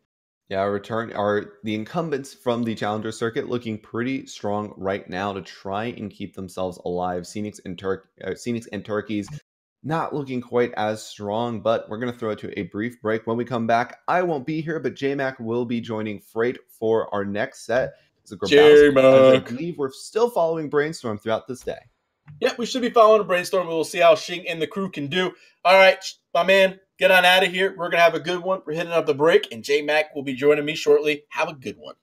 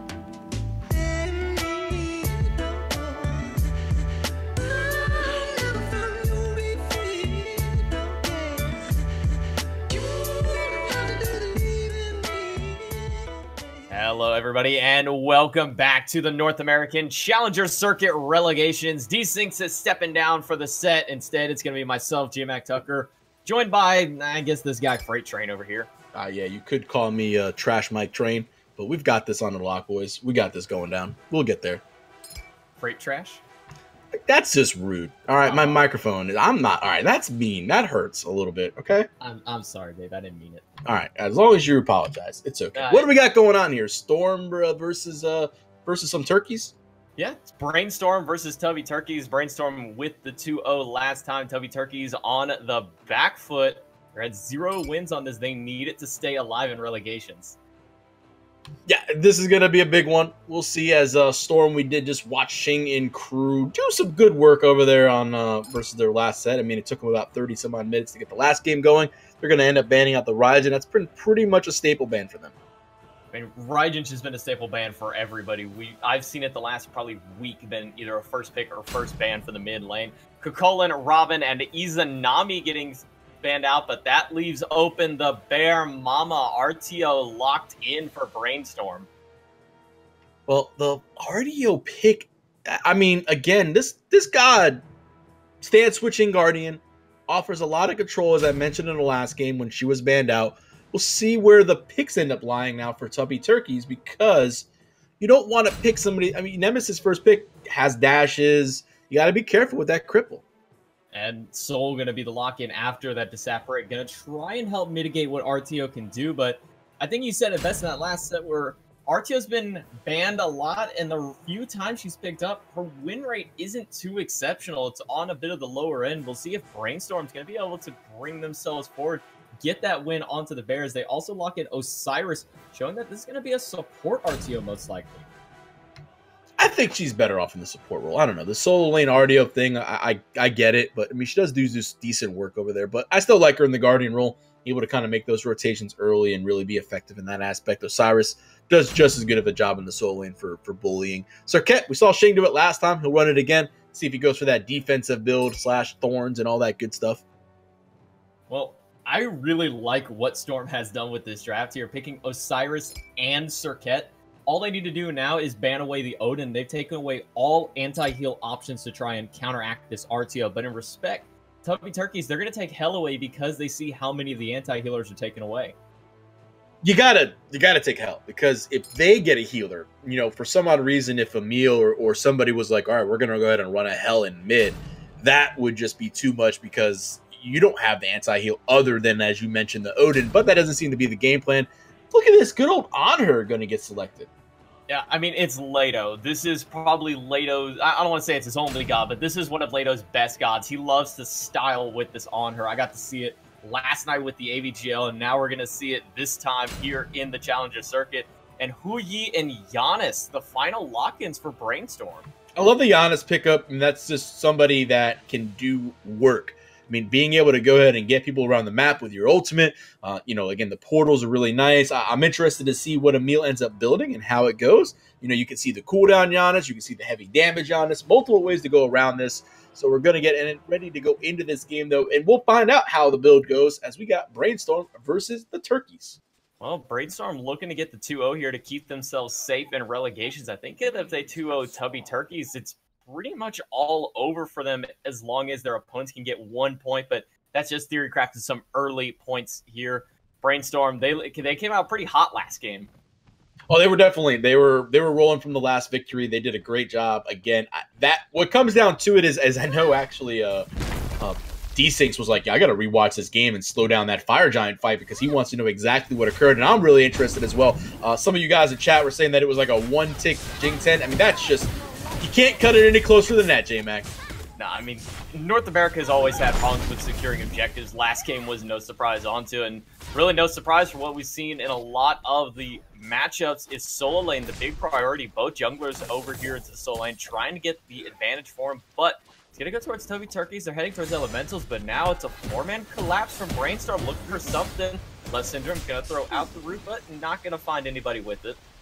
Well, did Awesome Jix not get extra health pots? Did he just go Chalice and like just say forget other health pots? Like, did he use them? Why does he only have his chalice? I mean, he had to have used him already. He is back to full HP, and I know that Death's Toll proc is not enough to bring him back up that quickly. So he had to have gone with those early ones because of how much damage he took. He was at about half HP after that first little skirmish. That's definitely a win, though, in the favor of Brainstorm. I mean, getting those pots off early of Awesome Jake going to help out, make sure the poke is there. Obviously doesn't have TP, not as viable as a relic as we once saw back in the day. He has to get upgraded to do all the cool things. It can still be played around. I wouldn't be surprised if TP comes into play, in some other games down the road, but not today. Look, I'm just glad that TP is finally out of the meta. I was tired of trying to do a 6-minute Gold Fury and all of a sudden the solo laner is here because somebody put a ward on the backside by my red buff. Like, just keep your solo laner. I agree that it should be upgraded. I agree that it should be upgraded, but there goes Mort. He's going to end up getting into the portal. Now left center, going to try to sit there and root down Sham, see what he can do, and Mort's just going to take the damage, and Left's just going to run away. I mean, Mort's just chilling, doesn't have to deal too much with Bear, has a good amount of damage and CC into his kit to be able to really deal with each other in this instance. And Left Syndrome, I mean, he's just waiting for that level 5. He's just waiting to get himself a little bit further in, especially get that mana online. Well, let's take a look at everything. I mean, 0-0, sitting at 2.5 minutes in the game. Lado going to take the first back on the dual lane side of things, going to pick up the tier 2 boots. He's going to end up going back to lane right now, and it looks like Risky Ace, who's hit level 5, going to do the same thing. Let's see if he got tier 2 as well. Yeah, so no real advantage in the dual lane as far as the boots aspect goes. They'll have the same damage.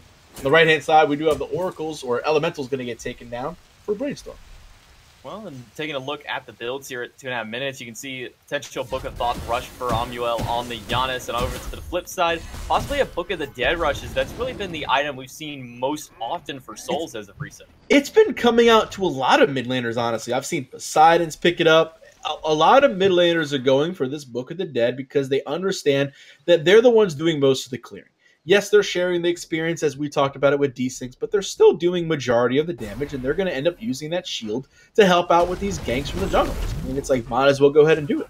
I mean, who doesn't like having 120% HP? That's the benefit of this Book of the Dead, is you get more HP at base, plus the 20% shield in lane left. I'm going to throw out some damage onto Sham and Mort, but I'm not going to worry too much about it. Well, I mean, Shin gonna now use the ultimate, okay, but there's the Desert Fury gonna come out. Lado should no, the shield gonna absorb the damage. I mean, this is just the style Power of Brooklyn. shield. I mean, Mort Brooklyn loves these defensive guardians. Yes, I know that he loves Kuzumbo more than any of them, but unlikely to bring that one out in this case. But Mort Brooklyn has always been a very defensive-minded support. He loves his Gebs. He loves even gods like Sylvanas, the ones who can just sit in the back and really help out your team. Well, I'm actually, because you said that, I was curious. I was like, well, I wonder what he's leveling. Majority of supports will level the 2 or, the clear on Geb. Mort actually has thrown 2 points into the shield instead of the 2 for the knockup. So that's going to help out a lot. I mean, again, being defensive-minded, but Risky Ace on the left going to get impaled back. Oh, Lado going to have to be careful. They're taking just a little too much poke from the minions and too much from Risky Ace. And, well, you mentioned 2 points into the shield. I peeked over when he proc 6. Mort now has 3 points into the shield. Really opting for, I don't need the damage. I just want to be there to help out my team as early as possible. I really like it because, again, especially with a character like Serket on the other side of the map that you're going against, the true damage, you still have a shield. That still has to go through that. The more health that shield has, the less likely your teammates are to die. And like I said, it's a great pickup, or that's a great thought process, I should say, by Mort to be able to be like, let's go ahead and level the shield up.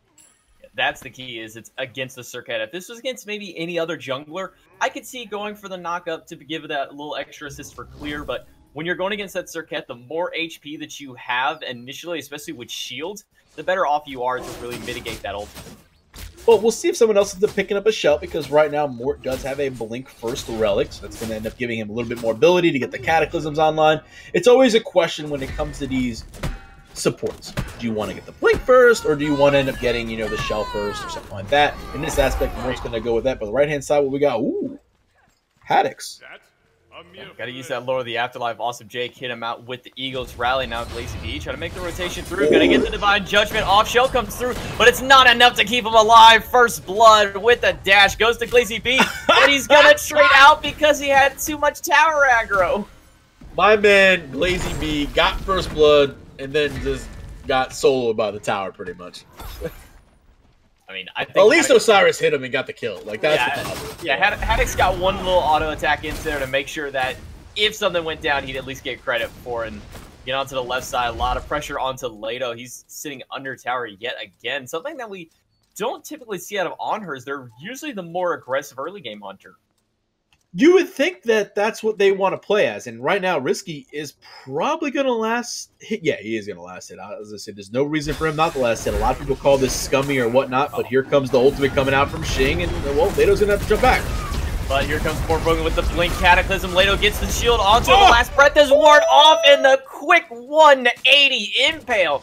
Gonna shove Shing out the tower, and here comes the counter rotation from Glazy B onto Risky Ace. Doesn't have the ult. The slow is enough to get the beats. That is a great play. Risky forced out. Shing gonna end up taking the portal as a defensive measure, but here comes the crew and the power of Giannis. There's the reinforcements. But that impale that was hot. Leto has hit 2 impales that saved his life like that, and they have both been pretty much 180 just throw. Now, usually I say either something is a cute play or a hot play. That one was a hot play. That was the 180 impale of get out of my tower. That was a really nice play, and that you can't really argue against that. Leto showcasing that he understands how to play this on her at a very high level, which is good. You know, again, on her players, they can do so much. The pillar, the slow, the impales, the ultimate. I mean, there really is a lot into that kit that you're able to utilize, and it's always fun to see. But Glazy B on the right-hand side going to run in the left. Take quite a bit of damage. Awesome Jake just gonna sit here and really stare at both members here into the soul lane. He really doesn't care what's going on. But back over to the left-hand side, it also comes down to Mort with that shield. He's got 4 points into it already.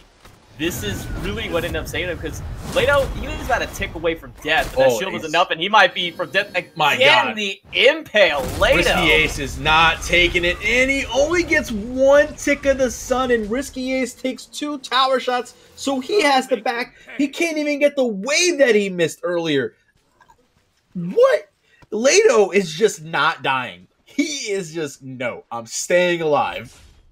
I mean, like I said in Pix Bands, I don't want to say that this is Leto's only god, but this is his style god. This is Leto's most comfortable hunter in the game.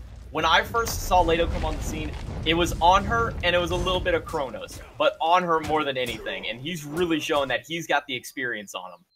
It's great. You know, it's also fun to see somebody that understands exactly how much damage they're able to take and what they're able to sit there and do with their character and utilizing the kit to perfection. I mean, really, the impales are so fun to do on her. You know, great knockback. Sometimes you can end up impaling incorrectly and you knock teammates away from damage or something like that, but it doesn't look like Leto's going to have that issue here. I mean, the worst is when you throw out the impale thinking you had enough damage for the kill and you end up just shoving them back with like 2 HP and you're like, well, looks like they're gone. Yeah, that's, you know, you got to, again, understanding the amount of damage that you're able to do is always key. And but right now, I mean, looking at, again, just the experience, they're both, I mean, Leto's going to hit level 10 off this wave, I'd imagine. Yeah, so the level's a couple percentage points in the favor of Risky Ace. No big deal. He does have his Devos finished online earlier, which is a positive, so we don't know exactly what the gold is. If Leto ends up backing, we'll see if he has enough in hand to get that started as well. But for 10 minutes in, this game is dead even. Just a couple hundred golden experience separate the teams. Oracles are in favor of Tubby Turkeys. Just going ahead and dropping the ward that Brainstorm had there. Now we see the solo laners rotating over towards these mid camps, just throwing out some abilities, slapboxing with each other. Both do have that Gladiator shield online. They're going to get quite a bit of healing back from each other just by throwing out a few little shots.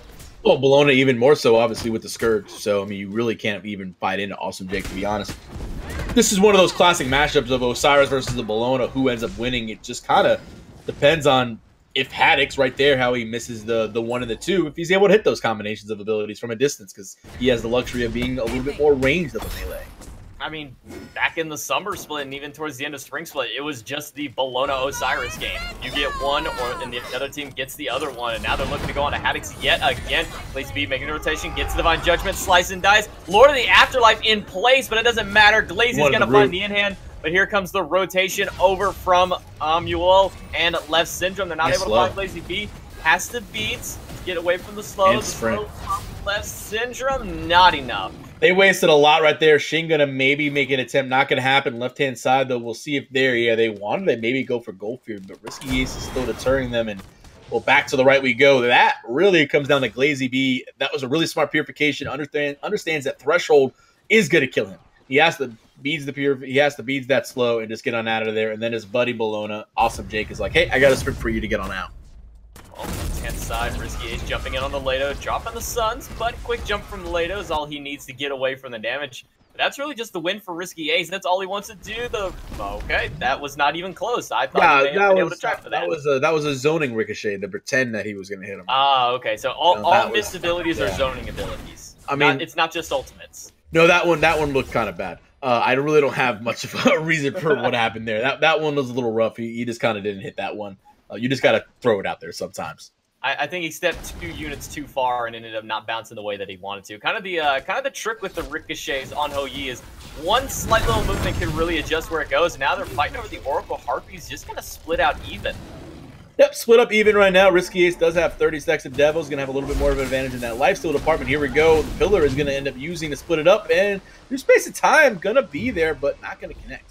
Quick Gam Shield from Mort Brooklyn is going to negate every bit of damage from the Unstable Vortex onto Sham. Great heads-up play by Mort Brooklyn. Again, defensive support in mind. And if he's like any Geb, whenever I play Geb, if I'm not looking to initiate, we're just looking for the disengage. I've got that shield on lock. I've got it hovering, ready to go. And it seems that that's what Mort Brooklyn had in that instance. Well, what has in this instance is Shing going to end up ending the gank attempt. Eagles rally over the top, and Shing going to actually get juked out as he goes to the right. Still should fall here is Awesome Jake, as the Bologna can't handle the 2v1. Yeah, they chase down the ultimate, nowhere for him to go. So quick second kill for Haddix on the side of Brainstorm, but here comes Glazy B yet again. Gets rooted out by Haddix's Lord of the Afterlife. Glazy B trying to reflect some of the damage back with the shield, but he gets dropped through the portal, slowed down to eternity and to the grave. Haddix with his 3rd kill. Yep, no purification beats available that time. Portal drops you down. Can't get on out. You're going to be in trouble. Haddix hits the abilities. 3rd kill of the game for him, as you said. He's also died twice, but, I mean, hey, Osiris with 3 kills is better than nothing. I mean, Haddix is literally the scoreboard right now. He has 3 kills for Brainstorm, and he has 2 deaths for Tubby Turkeys.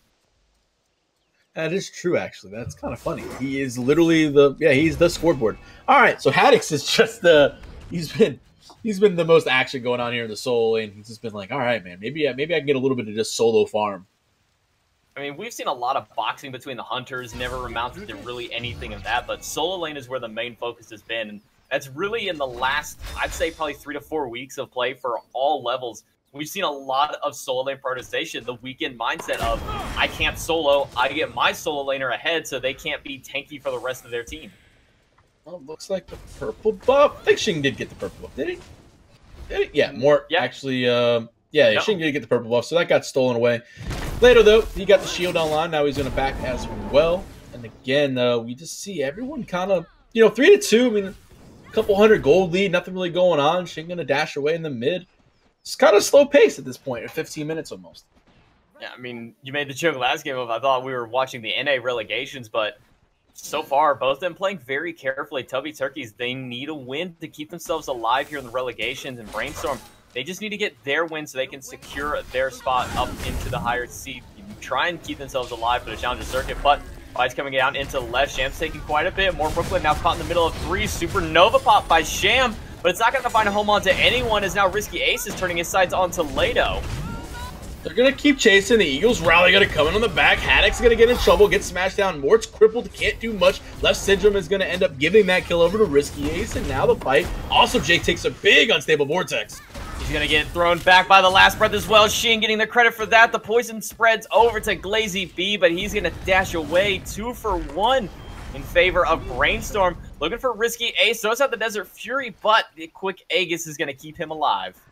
Yep, good use of the Aegis right there. Not going to end up taking too much damage. He'll be able to heal up off these Harpies as well. And now Lado going to try to do the same thing on the Oracle side of things. And that Impale one more time going to throw everyone back. But he's in a bad situation in about a 3v1, so he'll force to jump away. Well, luckily for him, Left Syndrome did not have enough mana to continue forward. But now the Gold Fury started up. Doesn't have any way to really try and stop. This one's going to throw out the Pillar. Has the Impale to try and secure, but Risky Ace going to step in front of that one. Not going to be able to steal that one away. Unstable Vortex from Amuel is going to be able to secure Gold Fury for Brainstorm. I mean, Risky Ace almost actually dies there. That was a really good Impale coming out. Almost what it needed to do. Yep. There goes Hamuel. More Brooklyn with the Blink Shockwave gonna take down the mid lane. Giannis putting a 4th kill up on the board for the Turkeys. I mean, it's always good utilization of the Blink to not have to sit there and be like, oh, Leto, though, on the left versus Risky Ace. He's using the pillar as a defensive body block, and then Left Syndrome came in, and Risky Ace is alive. What? That is the best and worst part about an on her pillar is sometimes you have the advantage, sometimes they get the advantage. Another Portal Demon start of Supernova. Not going to be enough to secure once again. Brainstorm steal away an objective from their opponents. Addicts and Xing both very low. Have to go back. Left Syndrome, the front line for the team, pushing forward onto Mort. A awesome Jake going to get slowed by Haddix, who opted to stay into the fray. Bludgeon going to come through, and here's through space and time. Connected on Sham a little bit, but he's still looking to back away, and Mill going to end up going through the portal right there. That's a dead awesome Jake. Bologna will fall. The whole entire time, Risky Ace understands that, hey, we got an objective. I'm going to keep on pushing this left-hand side. Got a tier 1 looking for a tier 2. Blinking by Glazy B, though. And, well, that's going to end up turning around thanks to the reflection. Yeah, the reflection plus the bluestone more than enough to take him down. But Xing picks up a 2nd kill onto Mort Brooklyn, trading that out 2 for 1. And the Portal Demon, by far, Risky Ace is just like, yeah, all right, cool, that's worth it. Yeah, you know, again, Risky did most of the tower, about 3/4, you know, right around those lines. It's not too bad, and you got the tier 1. He'll take a 26-second penalty box to play, but really, your team steals portal, you get some free stuff, and then, oh, Leto going to force out the purification beads as he's going to die. Yeah, there's no getting away from that one. Once the beads were down, it's just a quick death bane from Xing to get in and close the gap onto that one. Brainstorm, where it was a very close game. It was very close. I mean, a couple hundred gold maybe between it. Now 5,000 gold with that tower, 7,500 experience for Brainstorm in the lead. Really, that's been in the last couple of minutes. Well, that's the way the last 2 games went. I mean, I know you were watching in chat and kind of hanging around. If you watch Brainstorm's first 2, same way. I mean, they were actually down in game 1 a little bit. The very first one they played. In game 2, they were even. It was the same. And then all of a sudden, bam, right around this time frame, it gets turned up. They do a really good job, Brainstorm. Xing and crew are able to make sure that that mid-game time frame, once 15, 13, 15 minutes it's on the clock, they're really doing different stuff on the map and able to utilize everything and just pick people off. I mean, more than anything, it's their builds are coming online. Xing, 2nd item Wingblade because of, I mean, look at what he's going against. He's going up against a Nemesis, a Soul who has immense amounts of slow. The Pillar from On Her. This is a very defensive-minded player, but at the same time, Xing loves being the big aggressor. Going in on a Mort, he's going to force out the Cataclysm. Left Syndrome's cripple is so... The Cataclysm is so important of an ultimate, and he has to get used defensively because Left Syndrome's cripple is so good. I mean, cripples in general are just such a strong ability and CC in the game to have. And quick 5-man rotation over to the left-hand side as Leto is split pushing. The sprint was popped. 2 men are going up to the top. The other 3 are trying to chase down Sham. Lazy's going to get crippled out now, and really, yeah, Xing is going straight for Leto on the left-hand side. Going to back Blink in taunt, and we'll see how wins this 1v1. Well, he's going to throw him into the tower. Aegis is going to keep him alive for the time being, but the thorns have been popped from Xing. Now they're down. Leto with the quick impale against the tower, but now he has nothing to keep himself alive against Xing. He's going to get the 1v1 kill onto that, but fight goes back into the mid. Left Syndrome getting low, taking quite a bit. He's going to get the stun off, throwing out the Maul Prey. Going to get some damage off, but he's still kicking. Going to use that life leech just to get himself back up. Havoc's going to take one more shot. Oh, the bluestone not going to be enough. He's too tanky at this point at level 16. Everyone going to back away. I mean, look at the left-hand side of your map. Everyone is literally in that red mark as they back to base. Such a close fight for Tubby Turkeys. If they maybe get a couple of picks there, they could turn it around. Man, I thought Leto was going to have that 1v1 on the left side. I thought he was going to get Xing onto that one, but Xing just with the heads-up play and the defense online as well is really what helped out. He doesn't need a whole lot of damage because of percentage damage on his passive. Yeah, that's what he's utilizing. He's trying to get the passive going, and then the Mystical Mail, he's got the Masamune. That's going to give him more defenses, and as you said, the Wingblade for the health. If he doesn't have an extra 300 health due to that Wingblade, or let's even be honest, he has more health from Masu and even Mystical Mail now, he probably dies a lot earlier, but the health helping him out. Well, Gold Fury started up by Risky Ace, down to about half HP. Left Syndrome now on zone duty. Throws out the cripple. Gonna get a little bit of CC and damage onto Sham, who's actually taking quite a bit more than he really expected. Risky is gonna back off the Gold Fury, but that's gonna be the call for Glazy B to come in. Drop down into the portal by Amuel, and now Glazy B has to be on retreat as Xing picks up Lado 1v4 in the back. Glazy's down to Haddix. Cataclysm on the 4 members of Brainstorm. And Awesome Jake just trying to make something happen for his team. But the heals are coming in so big. Risky to Manuel. They're still alive. And Awesome Jake now the one on retreat. But Sham with the Supernova. He's going to clean up Xing right now, and now Awesome Jake is still trying to chase out left. He was healing back up. Haddix gets thrown into Awesome Jake. That was a rollout by Mort that was like, here you go, buddy. Let's throw a little hot potato action, but Jake's not going to take any of it. Haddix is pretty much full HP, has to watch out here. Red buff is going to be the one thing that Left Syndrome is looking for the whole time, while Haddix is just trying to delay these oracles. And he's going to be able to push them off for the time being. More Brooklyn, he's going to stick around just to try and keep these ones going. Mystical Male just slowly procking through, but now the Risky Ace is here. They're going to go ahead, drop those Oracle Harpies. More Brooklyn not able to take those ones. Well, now that Haddix is here and Risky Ace is back, it's like might as well go ahead and attempt to do a Gold Fury. Mort doesn't really have much of an in here. He can roll around the backside, which is going to be the attempt, but will it be enough for the steal? Knock up? No, not quite enough. He almost timed it perfectly, J-Mac. Almost did, but now he's going to lose his life for a jump over the wall. Risky Ace with one more in hand is going to take him down. Glazy B trying to get in, but he's getting chunked down. Risky Ace and Haddix teaming up to take him down.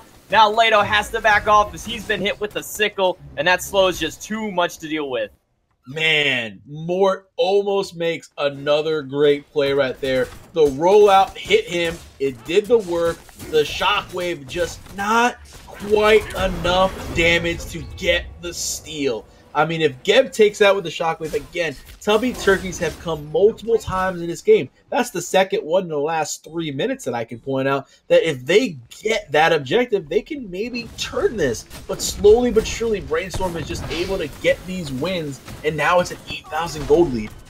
Not only that, they've started the Fire Giant. It's on a half. Nobody from Tubby Turkeys even knows that this is happening. It's going to go down for free to Brainstorm with 0 defense. Lado's been split pushing tier 2 the entire time, and the rest of his team just kind of walking around the map. Might as well walk around the map, and Lado gonna get blinked on one more time. Gonna have the Impale here, the 1v1 18 versus 16 man fight, but the Fire Giant gonna help out Xing a little bit more often. Lado gonna have to try to find himself a cheeky back spot. Well, Xing's gonna look for something. Gonna find Lado. Gets the in-hand onto him to get a little bit of extra damage, but Chase is gonna go in favor towards the Circuit. I mean, there's too much mobility. Gonna try and use the Jungle Camp to actually body block some of the autos and heal himself back up. Lado, are you for real? Are you gonna keep trying to back against Xing here? Well, because the whole time the team's on the right, so Lado knows this is a 1v1, and also Jake is here. Now, if Emil comes around, that's going to end up being a difference maker. There's the taunt going to come through. Now he's going to be in a little bit of trouble. There's an Impale, but no Aegis available for him. He doesn't... Wait, he had Aegis available. He just didn't pop any relics. I don't think he realized how much damage that in-hand was going to do to him. That was a quarter of his HP gone in an instant. He could have held that off, but the abilities were coming back up for Xing. He would have been able to get another round of poison off. To me, it's just, once the taunt hits, once you get Catalyst and or Cobra Kiss, I should say, you got to beat. Like, you just have to make sure you're using that purification beads and try to get rid of that so you can do anything else. Glazy B, he's going to have to force to use the purification just to get on out of that cripple. And now Haddix, they're looking to seize this mid Phoenix. Well, he's going to pop those thorns, but they're going to be down now. Sham had to stop his in-hands. More Brooklyn only going to catch one with the Cataclysm. It's only going to be Haddix, and the Suns rain down from Risky Ace. Awesome Jake getting chunked down. Eagles rally over the top. Lord of the Afterlife to follow from Haddix. The Geb Shield's good to keep Jake alive for the time being. He might be able to make it back to the fountain, but Haddix is continuing the gas pedal. He's going to find Awesome Jake, but Sham gonna return the kill. The whole time, the Lid Phoenix is still up, and it's about to fall down right now. Lado trying to get a little revenge on top of Xing if he can, but not going to be able to find it. Whoa, Unstable Vortex chunks him down. Ooh, Xing also just barely getting away from Glazy B, who had to use his blink, and there's through in space and time for Emmanuel to get him out of danger for the rest of the team. Risky Ace now sitting very low. He's being chased out as well as Emmanuel. Glazy B may take it back through, but immediate stun. Risky Ace turns it, and Glazy B is just gone. the nemesis is just this pick from Blazy B not really working out. He's just been getting crowd control too hard. I mean, Mort's doing the best he can, but not really a lot that he can do here as the Minpale is not going to connect. And Left Syndrome takes a heck of a lot of poke. But it's the bear. Yeah, I mean, it's the bear. They're going to be able to heal back up onto this speed buff. You can see just that little bit of extra HP going for Left Syndrome. They're going to steal the speed. They're going to steal blue, and Risky Ace. I'm sorry, he's just gonna distract the boys of the Tubby Turkeys long enough for him to go for the oracles. But more than anything, looking at the graphs, 11k gold, 14k experience in favor of Brainstorm. Yeah, I mean, it's looking to be really. We kind of almost want to say it's GG at this point. Maybe there's an opportunity. You know, the one Phoenix is down. They have no more tier 2 towers, though. Tubby Turkeys are going to have to just pull something out defensively and get a wipe. I mean, they're going to have to sit there and defend one of these Phoenixes, hold down, and get some sort of advantage in their favor if they can get 3 or 4 members down. I don't know if you saw, but like as soon as you said, I'm thinking it's GG, Risky Ace popped the GG emote.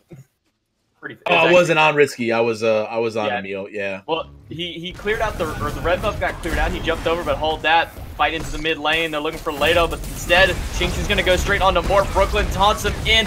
Going to be dropped into the portal. Too much damage. Cataclysm is going to go off, but it's not going to be enough to save his life. The last breath doing too much. Through in space and time. Is going to erase Leto. Shank dropped down into the portal. 3-man Eagles rally, but that's just going to delay the inevitable for another kill for Risky Ace. Now only 2 members left alive for the Turkeys. Sham being aggressed on. Glazy trying to stop them down, but the Titan gonna be the next one aggroed by Brainstorm. Well, this is pretty much the end of the game. 27 minutes and 45 seconds in. The Titan is being under siege. Xing trying to get some damage online, but Glazy will fall to Risky Ace. And again, they focus on the Titan. Well, Sham's trying to stop them out, but it's not gonna be enough. Everybody getting low. Titan being pushed towards the fountain, but it's not gonna matter. Brainstorm gonna pick that one up. 22-7 at almost 28 minutes. And just simple GGs, man. I mean, 28 minutes game. Brainstorm just outdid them. Again, once they're able to sit there and steal those objectives at the 15-minute mark, they turn it around. They take a couple, maybe 1,000 or 100 gold lead, and they turn it into a couple thousand. Then they get an objective steal. They turn that all into 5,000, and eventually they just roll downhill, and the snowball was good from there around 15, 20 minutes. Yeah, I mean, 13 to 15 minutes of the game, like you said, it was dead even. Then all of a sudden, you saw that one little spike up in the graph, and then it was just a sharp slope back upwards for Brainstorm. They really took control at that mid stage of the game. Risky Ace popping off 27,000 damage. So you expect from Risky, man. This is a guy that's been in this play for a while now. I mean, he's been doing CC, ABGL, all that stuff. I mean, this guy is known around the community. Everyone knows Risky Ace can play AD carry. It's just a matter of getting him a chance. Well, with that, we're going to take it to a very quick break as we get set up for game number 2. Brainstorm looking to shut out Tubby Turkeys, but Tubby Turkeys, they need at least 1 to try and keep themselves alive. We'll be back. Grab a drink, go to the bathroom. We'll return.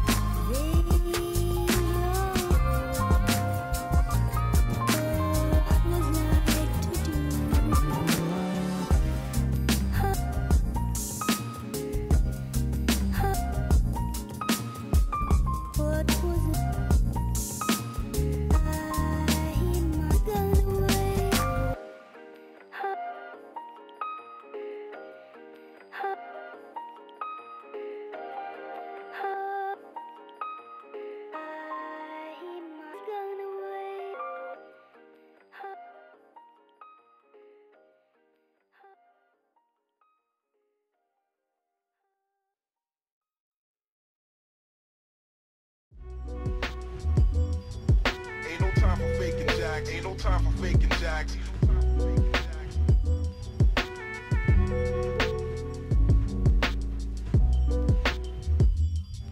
Ain't no time for faking jack. Ain't no time for faking jack. Hello, everybody, and welcome back. Game number 2, Brainstorm up 1-0 on the Tubby Turkeys, trying to keep their top spot secured. My name is J. Mac Tucker. With me yet again, the freightest of trains. Yep, that's right. I'm here, Freight of Train. Brainstorm versus Tubby Turkeys, round number 2 coming on board. Tubby Turkeys, look, it was close for a while. Obviously, we talked about it just before Endgame. They ended up getting it through. We'll see if there's a difference in bans coming out from the Turkeys. See if they get rid of Left Syndrome's RDO, as that was a big key in the mobility factor. But Storm going right back to what they've done every single game today, banning out Raijin. I mean, they don't want to play it. They don't want to give it up to anybody. Raijin just exceptional right now as a mid lane mage. Nobody wants to deal with that god. No reason to deal with it. Turkeys are going to have to decide here, as they're going to get rid of the Izanami. They don't want Risky Ace on that, or maybe Emil, who actually played it earlier in Game 1 as a mid. They don't want to have to deal with the Izu, especially with the Dark Portal and the buffs that she's received. Well, we're just seeing a run back of the bans. Kakolan taken away by Brainstorm and Robin again by the Turkeys. Are we just going to see a repeat?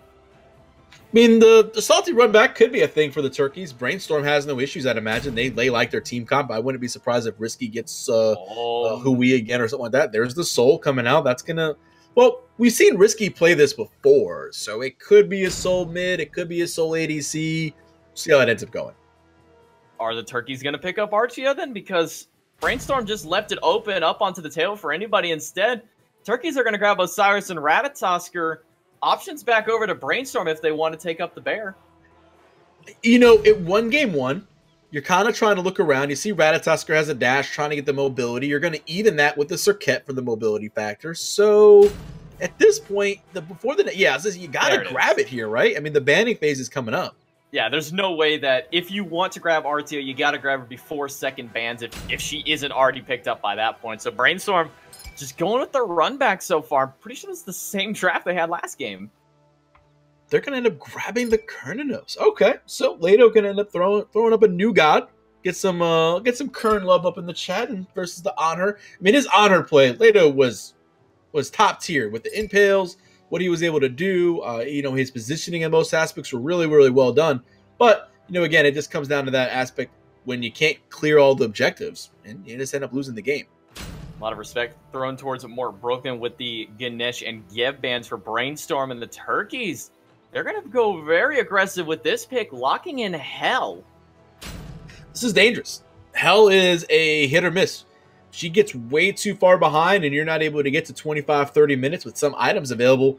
You really kind of just shot yourself in the foot in that aspect. But if Hell's able to get there, she stays safe. Have those defenses online. You should be good. And now a little healing coming out from the Boys of Storm. Coming back, the Guan Yu for Brainstorm. We saw he's not even buffed yet, right? This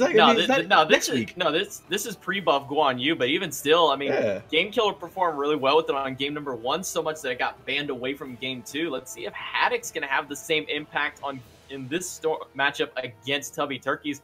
And again, the Xing Qian being locked in. This time, more Brooklyn gonna pilot that one. Well, this matchup was also Haddock's.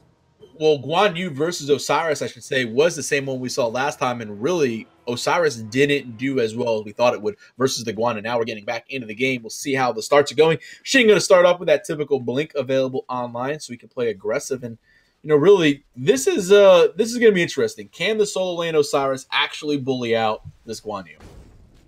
Well, I mean, when it comes to the clear for it, Osiris, we know what kind of a bully he can be, but when you have to go up against somebody who has a pretty decent clear in the early mid stage of the laning phase. Once that level 3-4 time hits, Haddox is not going to have really much problem at all clearing out that wave.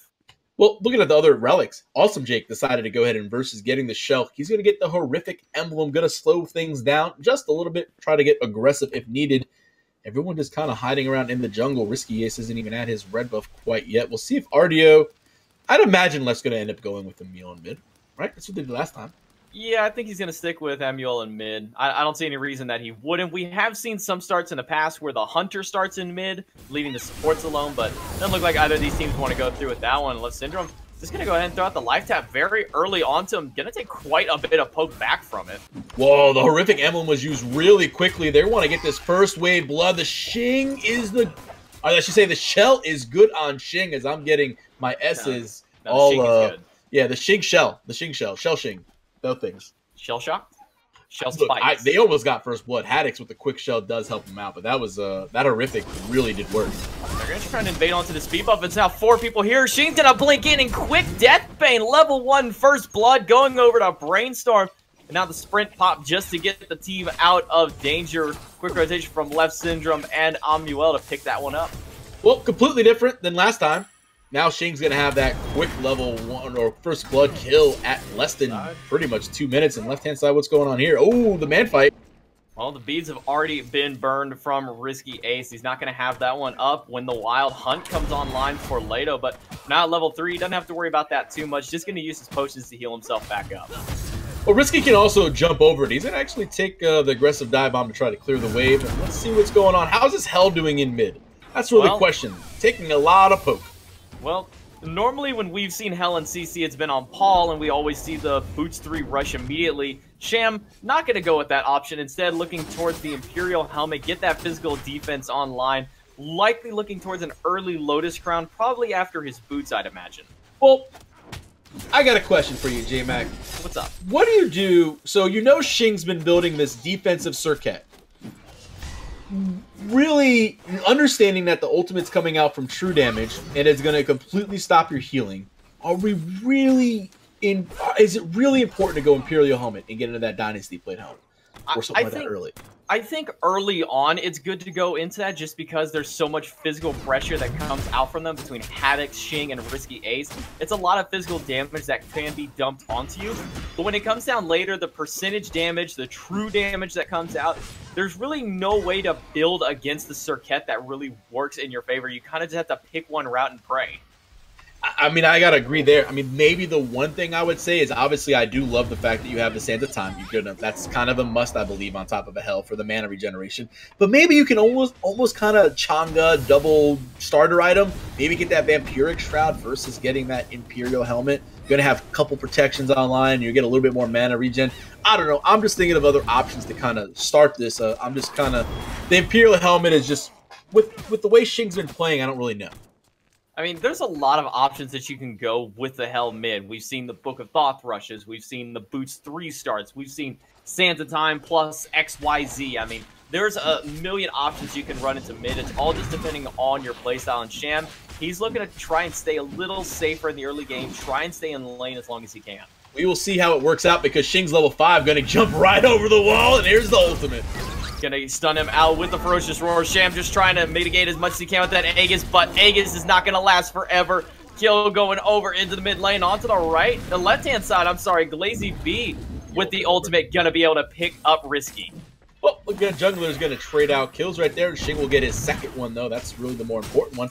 Ratatasker, the best thing about Ratatasker is the ability to buy those non-wonderful boots, acorns, when you're out of base. So we got the level 2, that's a little bit more damage, able to help out. Shing at some point, he's going to end up backing right now. He'll get his boots 3 online, and well, he'll start working toward that circuit defensive build that's really kind of worked out in his favor today.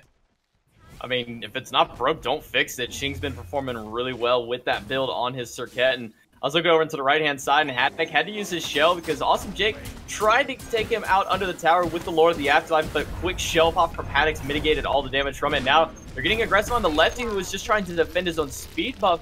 Gonna pop the sprint, and that's gonna be enough for Tubby Turkeys to somewhat back off for now. Mort trying to steal away speed buff, but Shing gonna secure that one with the Death Bane. That's good for him, and he'll get his speed. He'll be a happy jungler, and now Emil gonna just be in the Disapparate. They're just gonna clear the wave. Everyone is gonna go back to their buffs on the right-hand side. Ratatask will get his speed. Blue buff is available on the right. Looks like Haddix is gonna start to clean that one up, and as these jungle camps start spawning, we see the teams just going back to their respective areas. Oh, Risky Ace continuously trying to pressure out Leto. Leveled down now because Leto did rotate over, get a couple more buffs than the Risky Ace has been able to do. So, the Risky Ace, that's never going to stop Risky Ace. He's on Ho Yi. He's going to want to fight no matter who you are. Well, I mean, again, the one thing about fighting Hui is it's in your mind. You never want to be parallel to like Hui because you don't want to get bounced on or anything like that. But it always ends up being that good Hui players like Risky Ace will put yourself in that position, so you have to be, and they make sure that they're positioning themselves that way. As Left Syndrome in a 3v1, going to have his friend Soul come on over and help out. Not going to get too much poke damage in return, though, as Sham should be able to heal most of it back up. Risky Ace making rotation as well. Oracle Harpies had spawn. They're going to be able to pick both of those ones up. Get that free vision by the Gold Fury into the right-hand side again. They're looking for Awesome Jake, but Xing not going to find any counter rotation from Glazy B. Dunking down. Haddock so low, and the Bluestone is enough to take him down. Glazy B picking up second kill for his team.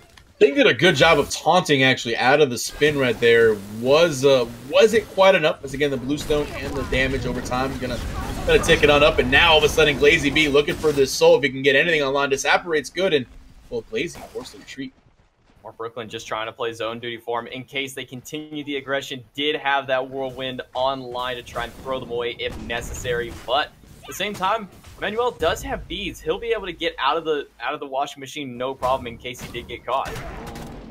Well, sitting at 6 minutes and 40 seconds in the game, 2-2. Game's pretty much tied up again. Nothing really going on here. Oracles have already gone down, and all the camps are really just waiting for this red buff possibly on the left-hand side. And here comes Mort, kind of spy around and see what he can do. Sham's only died one time. He's got his pen boots online, so he has decided not to finish the Imperial Helmet, which I do like. So he's going for the boots, getting that power there versus worrying so much about the defense. He's kind of using this as a secondary starter item. Now that I see this build progress, I don't really mind it as much. So we'll see if I can help out Sham and get some damage there, as Glazy is just kind of camping left. Yeah, I mean, he really wants to try and shut down Risky Ace, who was on a tear last game, but Glazy B just going to go back to base, not opt to continue the aggression forward. And I think the boots before finishing up whichever route you went with Imperial is the smarter call for Sham. Yeah. How mobile of a cast is against you, you need those boots to stay alive. Yeah, the boots are really going to be that priority for the MS. You got it. And movement speed in SMITE is just so ridiculously important. It's a reason why Amaterasu can be selected in the solo lane as a support, either or. Her ability to get her team around with her one and her movement speed is just super insane. I mean, that's why speed buff is such a priority for a lot of players. It's not just the jungler wants his speed. It's speed buff is so important because of how much MS it provides. It allows you to get those chase down. It allows you to mitigate what some slows can possibly do. You have enough movement speed, slows, well, they really become a non-factor anyways. And Xing, be aggressive by Awesome Jake. Glazy B dunking down as well. Horrific Emblem pop down. Xing gonna go under Glazy B, throw him under the tower, but it's just going to be the disengage for both teams. I wonder if Haddock's really probably could have... He didn't really have a lot of mana. Now that I'm looking at his mana bar, doesn't have a lot. Probably didn't want to throw out the ultimate in case he did get caught. Wasn't going to be able to dash out for any necessary reason. So Glazy B is just going to eat the Xing ultimate and get tossed back. But both junglers really, they're the leaders of the team. 2 kills a pop to both of them. I mean, Glazy B's died one time as well to Xing. That was the first blood. Other than that, it's just kind of been back and forth between these 2 junglers. One camp in the right, one camp in the left. Well, mid camp's going to go over to Brainstorm on that left side. Now they're going to go back into the mid lane, try and soak up some of that minion XP for themselves. But Manuel, he's a little too low in mana, continue the fight here. And, well, because of that, Tubby Turkeys realized that Oracle Harpies are going to be free for the rotation onto that. More looking to start up the Gold Fury here with this team. Only Left Syndrome is in the area for it. Risky Ace clearing out the purple buff for the time, but I think Tubby Turkeys were just trying to bait out, see if they could get someone there. Well, that's going to be dangerous. Tubby Turkeys need to understand that if they're going to play the bait game, where is the secure? Where's the big secure? They don't have that Scylla ultimate. The Zeus ultimate actually on the right-hand side. Glazy B going to clean up Haddock's this time round, so the Guan Yu going to get a little bit camped down here. 3rd kill going to go to Glazy. But again, where is the objective secure for Tubby Turkeys? Because we see it on Hui here on Risky Aces. They're starting to go for it. Well, more broken can only pick up one with the Whirlwind, and Brainstorm going to be able to get that Gold Fury thanks to the Sun. So Risky, but he's getting low, and here comes Glazy B. Quick jump from Risky is going to get him out. Wild Hunt's not going to land onto Risky Ace. He's going to be able to walk from that. Now Left Syndrome trying to run away from the big scary man, Mort Brooklyn. He's going to be able to get out, but now Manuel caught in the middle of 3 members. Xing's going to active support. Beautiful taunt. Gonna be able to keep Manuel alive. Cobra's Kiss. Xing has done such a good job of utilizing the Cobra's Kiss effectively. He's getting multiple members a lot of the times, clearing him out perfectly, and he will lose the red buff there, I believe, though, as Leda will secure that with the 2 of Kern. But yeah, again, that's the difference between Brainstorm and Tubby Turkey's draft. Now, the more I'm looking at it, we're sitting 10 minutes in the game. At first I didn't kind of put it together, but really, where is that objective secure? I mean, you got the Suns coming down, you got Emil with the Supernova as well. You have multiple ways to take an objective for Brainstorm, but really, Turkeys just have to be able to kill it. I mean, they have to be able to burst it with just base abilities. And sure, Sham's going to be able to get that with their third ability. Does quite a bit of damage, but Leto doesn't have a securing ultimate either. The Wild Hunt does not affect the Gold Fury at all. It doesn't deal any damage, so there's essentially no secure. All they have is Lord of the Afterlife from Jake. They've got the Through the Cosmos from Glazy B. More Brooklyn's ult's not going to do any damage to it either, so they really have to depend on this right side of the map to secure, and when you're on the left side, that's a little much to ask. I remember the first time I played Kernos, and I was like, I'm going to ult the wave like I would at a Wii, and it doesn't do any mini damage, and you were like, oh, oops, lesson learned, never doing that again. So yeah, doesn't do any mini damage, obviously does the Kernos ultimate to the minions. That's going to obviously be just more of a zoning tool. Keep them on out, throw them out there, as Awesome Jake and the crew may be looking to do the Portal Demon, but left syndrome here, he'll spot it out and call the rotation. Well, more Brooklyn gonna pick him up, throw him back. The cripple's still in effect onto him. Left Syndrome still alive for the time being, but Glazy is up onto the tree and down onto the ground. Awesome Jake gonna be able to pick him up. Shing catching out Glazy B with Amuel is gonna get the kill onto that one. Now Shing continuing the aggression forward with Amuel. Haddock's now here the horse on the big bad horsey, chasing down Sham, waiting for that Aegis to wear off. Will get the stun onto it and burst it down. Amuel getting a second kill. Amuel on the Soul has done a great job. We saw him earlier on the Izanami. Was an okay game that Giannis was... The longer I've seen him play, the better he's gotten, but I think the Soul has been really the bright spot for his playstyle. He's able to get a lot of these Stellar Bursts online, doing great team damage here. So right now, Soul is definitely a priority character for this guy from what I can see. Unless you shut him down, you're going to be in trouble. I looked over to the left side because I saw both hunters getting low. Risky Ace went for the Ricochet. Leto stepped forward, threw out his Bramble Blast, ended up catching Risky. And Risky ended up being the one in a little bit of danger. But they'll be able to clear out the Oracles. They'll clear out the purple buff as well, thanks to Shing's rotation. So, neither of the hunters going to die this time around. So, we'd have a Gold Fury taken. We've got the Portal Demon that's still up. We're sitting just at the 13-minute mark right now, taking a quick peek at the graphs. We'd have a little bit of a lead for the boys of blue. Brainstorm going to end up having about a 500 experience lead and just under 1,000 gold differential at this moment in time, which, this is the moment. Last game, they were able to take advantage. Can they do the same thing? Can they transition the mediocre start, the slow start, into that funnel, into that snowball effect, and really get it going? I mean, they need that one quick pick to be able to do so, and last time it was on to Leto to really set the pace forward. Glazy gonna get aggressive on Amuel, gonna take a bit from the live tap and quite a bit of damage from the Stellar Burst afterward. Now Glazy B has to continue running away from the big bear. Mama Supernova comes down, not gonna really find a target onto anybody. Sham just gonna take one tick of it. And Brainstorm, they're going to clear out the ward and now look towards aggression on the Mort. Looking to go forward. There's the horsey. Haddock's going to be chasing him down. He's going to go on Sham, and it doesn't matter. Stunned out. Risky is going to take out Mort, though, but Haddock's wants the healer. Sham going to be stunned out by the ferocious roar. Risky Ace jumping over. Double kill for the Ho-Yi. Risky Ace on a tear again this game now. 2-1. Finally picked up a couple kills for himself, and that's what we were talking about. They need to find those first couple picks to start setting the pace. I mean, it's like clockwork, man, with these guys. Oh, hey, was that more Tubby Turkeys being overly aggressive by trying to fight kind of near the red buff? Or, does that just Brainstorm going, okay, hey, we got this, it doesn't really matter. Left Syndrome, just, again, on its RDO, has complete control of the battlefield, it seems. Just doing a great job. Only died one time with 5 assists. And, well, the Spirit Flail over the wall, not going to obviously have enough damage to steal that. Yeah, very early onto that one. Brainstorm gonna pick up the Portal Demon for themselves. Start to bring themselves back into a little bit of a lead where now they kind of really evened out from where it went. Out of nowhere, it kind of just dipped down to a dead even now. Back up to 1,000 for themselves. And that last one was a lot of just over-aggression from Glazy. Mort trying to play peel duty for it, but because Mort used his peel early on, he didn't have it for Sham, who just got caught out. I mean, again, Sham has to be protected, but Glazy B on the left, again, wow. Okay, he's just going to ult on over, and he gets that kill pretty easily, and that's going to be a nice little play. But Portal Demon did end up obviously going the way of the boys of blue. They're going to end up walking this way toward Portal now. Risky Ace with a 30-second penalty box. If you're going to do something, Tubby Turkeys, now's the time. Well, they're looking at Left Syndrome, who's caught out alone here, but he's going to have that cripple to make sure they can't chase it down. Xing now onto the back, trying to find the zone, but it's just going to get the taunt onto Lado, throw a few in-hands back towards Glazy B. Now the rotation from the rest of Brainstorm. More Brooklyn with the Whirlwind of Rage and Steel. Only going to pick up Left, who's the prime target for it. He's going to take quite a bit, but he's healing up so much with the life tap. Sham finally going to be able to pick him up. Haddock's turning his sight onto Glazy B. Amuel being turned off by Awesome Jake. Glazy B just on full retreat, can't escape the dot, just barely getting away. Xing with the thorns, gonna blink in, Death Bane's gonna take him down. Sham with a beautiful pre-cleanse before the stun would finish from Haddock's. Gonna end up cleaning him up, and now Awesome Jake gets the mid laner as well. A 3-for-1 fight as Glazy B is the only member to fall. The Gold Fury is the objective. Mort sees Xing and gonna try to zone. Well, Xing's gonna try and do what he can. The sun's rained down because Risky Ace is back alive. Awesome Jake taking quite a bit of damage. Xing trying to find a home onto it. Risky Ace throwing out the in-hands, but he can't find it. Dive bombs aggressively onto Awesome Jake, but now he's caught in the middle of 3 members. Lado gonna get the kill onto that one, and now the Gold Fury once again started up. Can RDO get here in time? Again, this is where the burst damage. He's running. Left Syndrome has a chance to steal. He's going to try to get it. Tubby turned not enough. Secure it, though. Mort's going to end up probably falling for this, maybe? No, actually Left. Going to have to turn and run.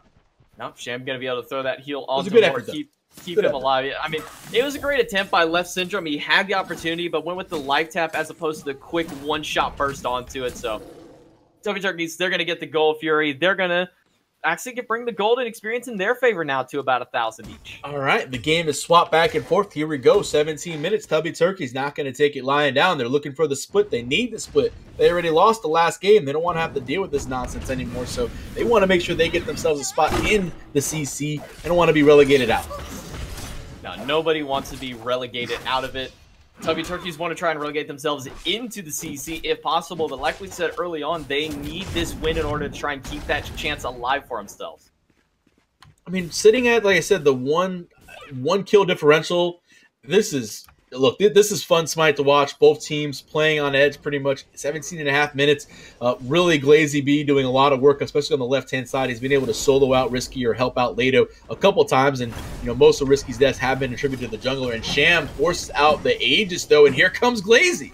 He's going to dunk down into the back, but he's going to get crippled out. Can't dash away. Double stun coming out of the bear, but Mort picks him up and throws him away. Xing's still going to be able to find Sham, and now Awesome Jake pushing forward onto it. Dunks down on Amuel, but he got to the Sapper beforehand. Doesn't matter. Right as he pops out, Awesome Jake throws the flail. Got to pick him up. Triple root from Mort Brooklyn, but now here comes Risky.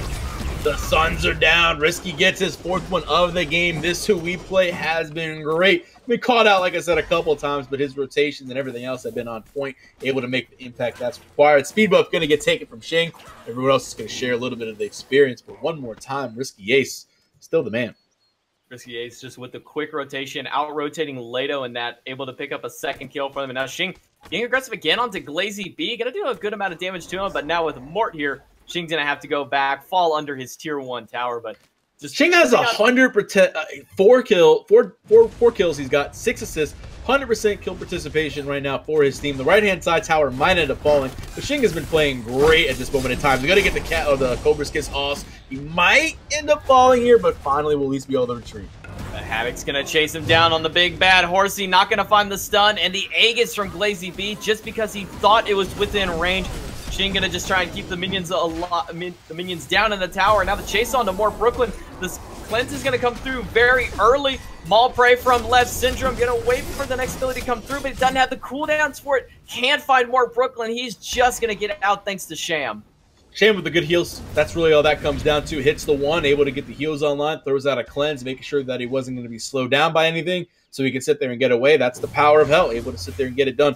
Sitting at level 13, though, doesn't have too much of a disadvantage versus the other mid laner at 2 and 4. This is kind of where you can't really expect this hell to be at. The blink by Xing, though, and, well, there goes the ultimate. Well, Sham's going to throw out the cleanse, keep themselves alive, but they're taking quite a bit of poke from Tello Assault. Sham still alive, outlives the damage from the last breath. He's going to be able to re-heal himself back up, and now Risky Ace makes the rotation. It's 5v4 into mid lane. Mort's looking for a target, and now with Glazy here, it's all 5 members of both teams. Mort's going to throw 2 back into the team. It's Xing and Left Syndrome. Onto the horse goes Haddox, but immediately off it. Doesn't find anybody with it, and Sham finally going to fall. Xing traded out for it towards Lado. The Thorns pop from Haddox. The 4v4 is still in favor That's of Brainstorm completely because the healer's gone. That's completely worth. Shin gonna sacrifice his life, the first death, but he's gonna be a big impactful death as he took out Sham during the time frame. And now the healer is down for Tubby Turkeys, but theirs is still up. Haddock's able to keep his team up and running. Mid tower gonna fall. And Portal Demon available. That's where Brainstorm's gonna be looking. Awesome Jake, the only one in range to try and stop that. And last time, a little early on that Spirit Flail, and he's a little too low in HP to try and contest this one. I don't think that he's gonna try and stop them on this. I mean, he can't. He just thought. I mean, unless he just miraculously hits it. But regardless, it's pretty much a death trap. He has to understand that. He's just got to find farm. Level 16.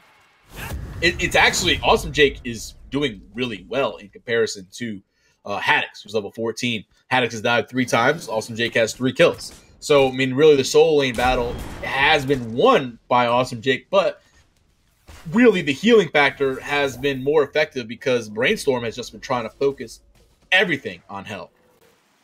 Well, I mean, whenever I flip over to the graphs and I look at the healing so far, Haddox has had more player healing than Sham has. 13,000 for the Guan Yu, only 9,000 for Sham so far on his Hell. Even a couple thousand over for Left Syndrome on the Bear. So right now, the healing game is going in favor of Brainstorm.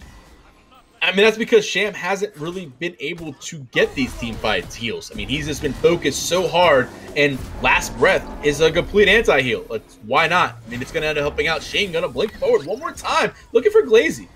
Well, Glazy's going to dunk down, but not find anybody with it. Just going back to the safety of his team. 5v5 near the Gold Fury. Left Syndrome going to throw out the light tap. Going to root out Awesome Jake. Going to take quite a bit. More Brooklyn in the back with the Whirlwind, but he's not going to find anybody. Quick beads from the team. Shing's caught in the middle of 5 in the fray. Going to be able to jump out. More Brooklyn jumps forward. Left Syndrome now in the middle of the team is going to dash out. And more Brooklyn just trying to get back to the comfort of his team. But Haddock's on the horse looking for Lato. I mean, that's going to be, the cleanse wasn't quite enough, and Lato's going to get deleted. Risky Ace also going to clean up more. That's a support down and the AD carry. Now looking on the left-hand side, Haddox is most likely going to, the heal was good. He's not going to fall quite yet, but there's supports. No, the show, he's alive. Haddox somehow stays alive throughout the engagement. No one falls on the side of Brainstorm, and Gold Fury going to go their way. 3 for 0. Graphs now starting to look more in their favor. 3,800 experience, 2,000 gold. The power of the Guan Yu heal plus shell. Look, he used everything in his kit, man. It was thorns, it was shell, it was the heal, body block it. I mean, Haddox ends up staying alive. Who's got a frenzy online? It's Left Syndrome ready to go. And the Fire Giant burning down quickly. Sham is the only one close enough as well as Glazy, but he's being zoned out by the team. He can't make his way in. Perfect zone from Shing. And now Glazy just gonna perish for sticking around too long.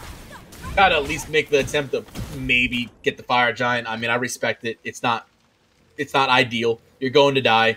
Unless you had Blink available or your ultimate, which he did have his ult. He probably should have just gotten up there earlier and tried to maybe jump down and steal it at some point in time. But you got to make the attempt, so Glazy beats Rise.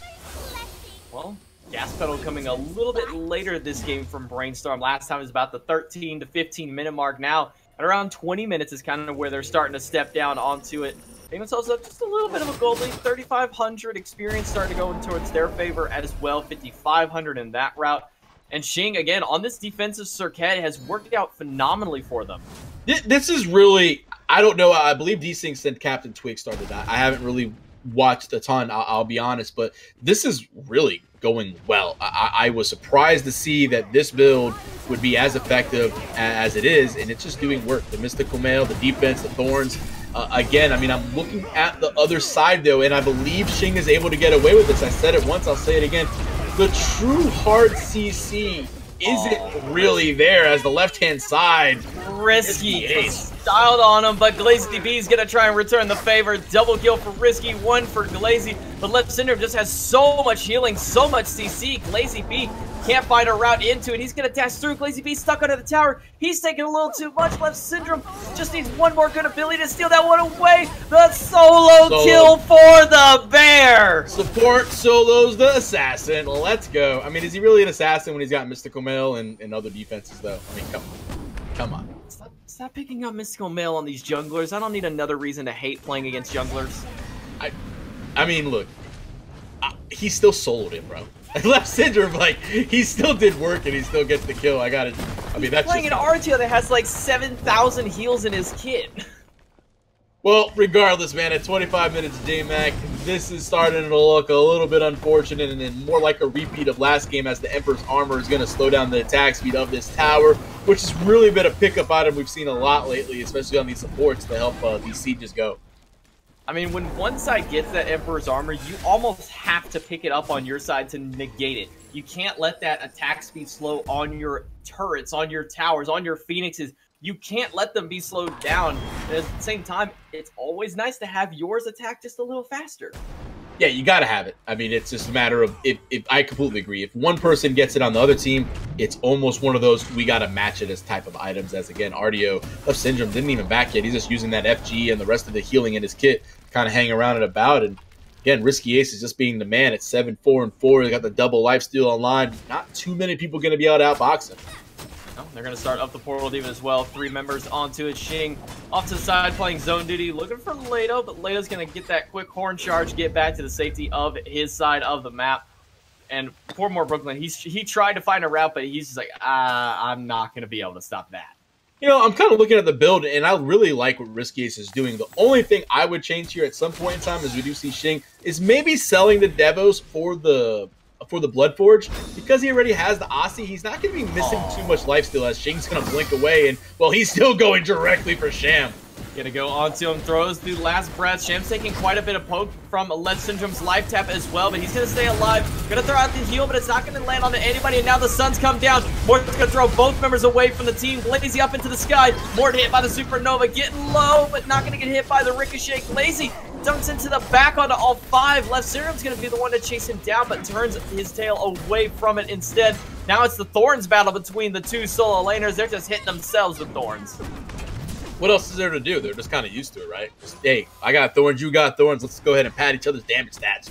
Haddock's able to heal up his squad again. This has really been the biggest factor, looking at those healing.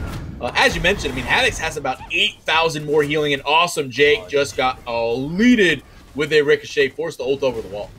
Well, Sham's going to give him the good old heal back. And honestly, instead of really getting that extra lifesteal item, he's got the Aussie, but hold that back into the tower. 2-man stun from Left Syndrome. Leto's getting very low, has to use the beast, runs into the middle with the cripple. Lazy trying to stop the rest. Xing getting a little bit low, but the tower's getting even lower. It's going to fall. Wild Hunt not going to find a target onto anybody, and Leto so low, still just trying to stay alive. Lifestealing, but Xing's going to find more. Xing's going to find Awesome. Risky's going to find poor old Leto. And Glazy B, last one left alive is Sham, but the Phoenix is gonna stop them from being able to push down the Titan just yet. Emmanuel, he realizes that's all he needs, and the triple for Risky. He aside, and game over. Brainstorm gonna take the 2-0 on the Turkeys. Just a clean win right there. It was a little rough, but relatively clean overall, honestly. Brainstorm just 7 kills on Shang, the 1 death. The 1 death was a suicide to get Sham, and that kind of opened up the whole entire game. So his 1 death was well worth it. Risky Ace got beat up a little bit early by Glazy B one more time. Kind of a rinse and repeat, but still comes up with double-digit kills. I mean, Risky and Xing both just popping off this game. Not only that, Left Syndrome getting the bear both times around, coming up big for him. The CC, the healing, the cripples that come out from the bear are just so strong going up against this squad. But we do have the standings. We're going to take a look at that after the second round. Win goes to Brainstorm. They're going to be up 6-0. Grabowski's going to win onto theirs. And because of that, no round 3 is needed. The next one was going to be Brainstorm versus Grabowski's. Try to battle for seeding, but not going to matter. Phoenix and Tubby, they're already out of it. GG's, no round 3, man. I mean, that's what happens. You just clean and win the games. You don't need to worry about it. If there was a split, we would have had a tiebreaker scenario possibly, or something else along those lines. But when you just clean up the 2-0 victories, nothing else to do but claim your W's and move on to the Challenger Circuit. Oh, with that, Brainstorm and Grabowski's gonna keep themselves in the Challenger Circuits as they were the bottom 2 CC teams. Unfortunately, nobody gonna get relegated downward for that one. Tubby and Phoenix, they're just gonna remain down at the top of the combine. And that's gonna do it for us today here at the North American Challenger Circuit with Tier Monster. I've been J Mac Tucker. With me was Freight Train. D-Sinks was on the mic earlier, but he left. We didn't want him here anymore anyways. Thank you all for coming out, and that's gonna be it for us here with the Challenger Circuit. as that was the last week for us. Any final thoughts, Freight? Hi, Res Chat. It's been an absolute pleasure to sit there and hang out with you guys this whole time. Obviously, with things going over to SMITE and High Res for Challenger Circuit, you guys will be missed, and I will hopefully be missed as well. Maybe not so much, but it's been a pleasure. Shout out to Tier Monster for allowing me to do this, though, really. Yeah, really shout out to your Monster for putting this entire event on for us, giving us a place to come here and use our voice onto a microphone, no matter how good it may or may not be. Every one of y'all have a great night. What in the world? Maybe if you're in Europe, a great night. But for the rest of us here in America, have a great day.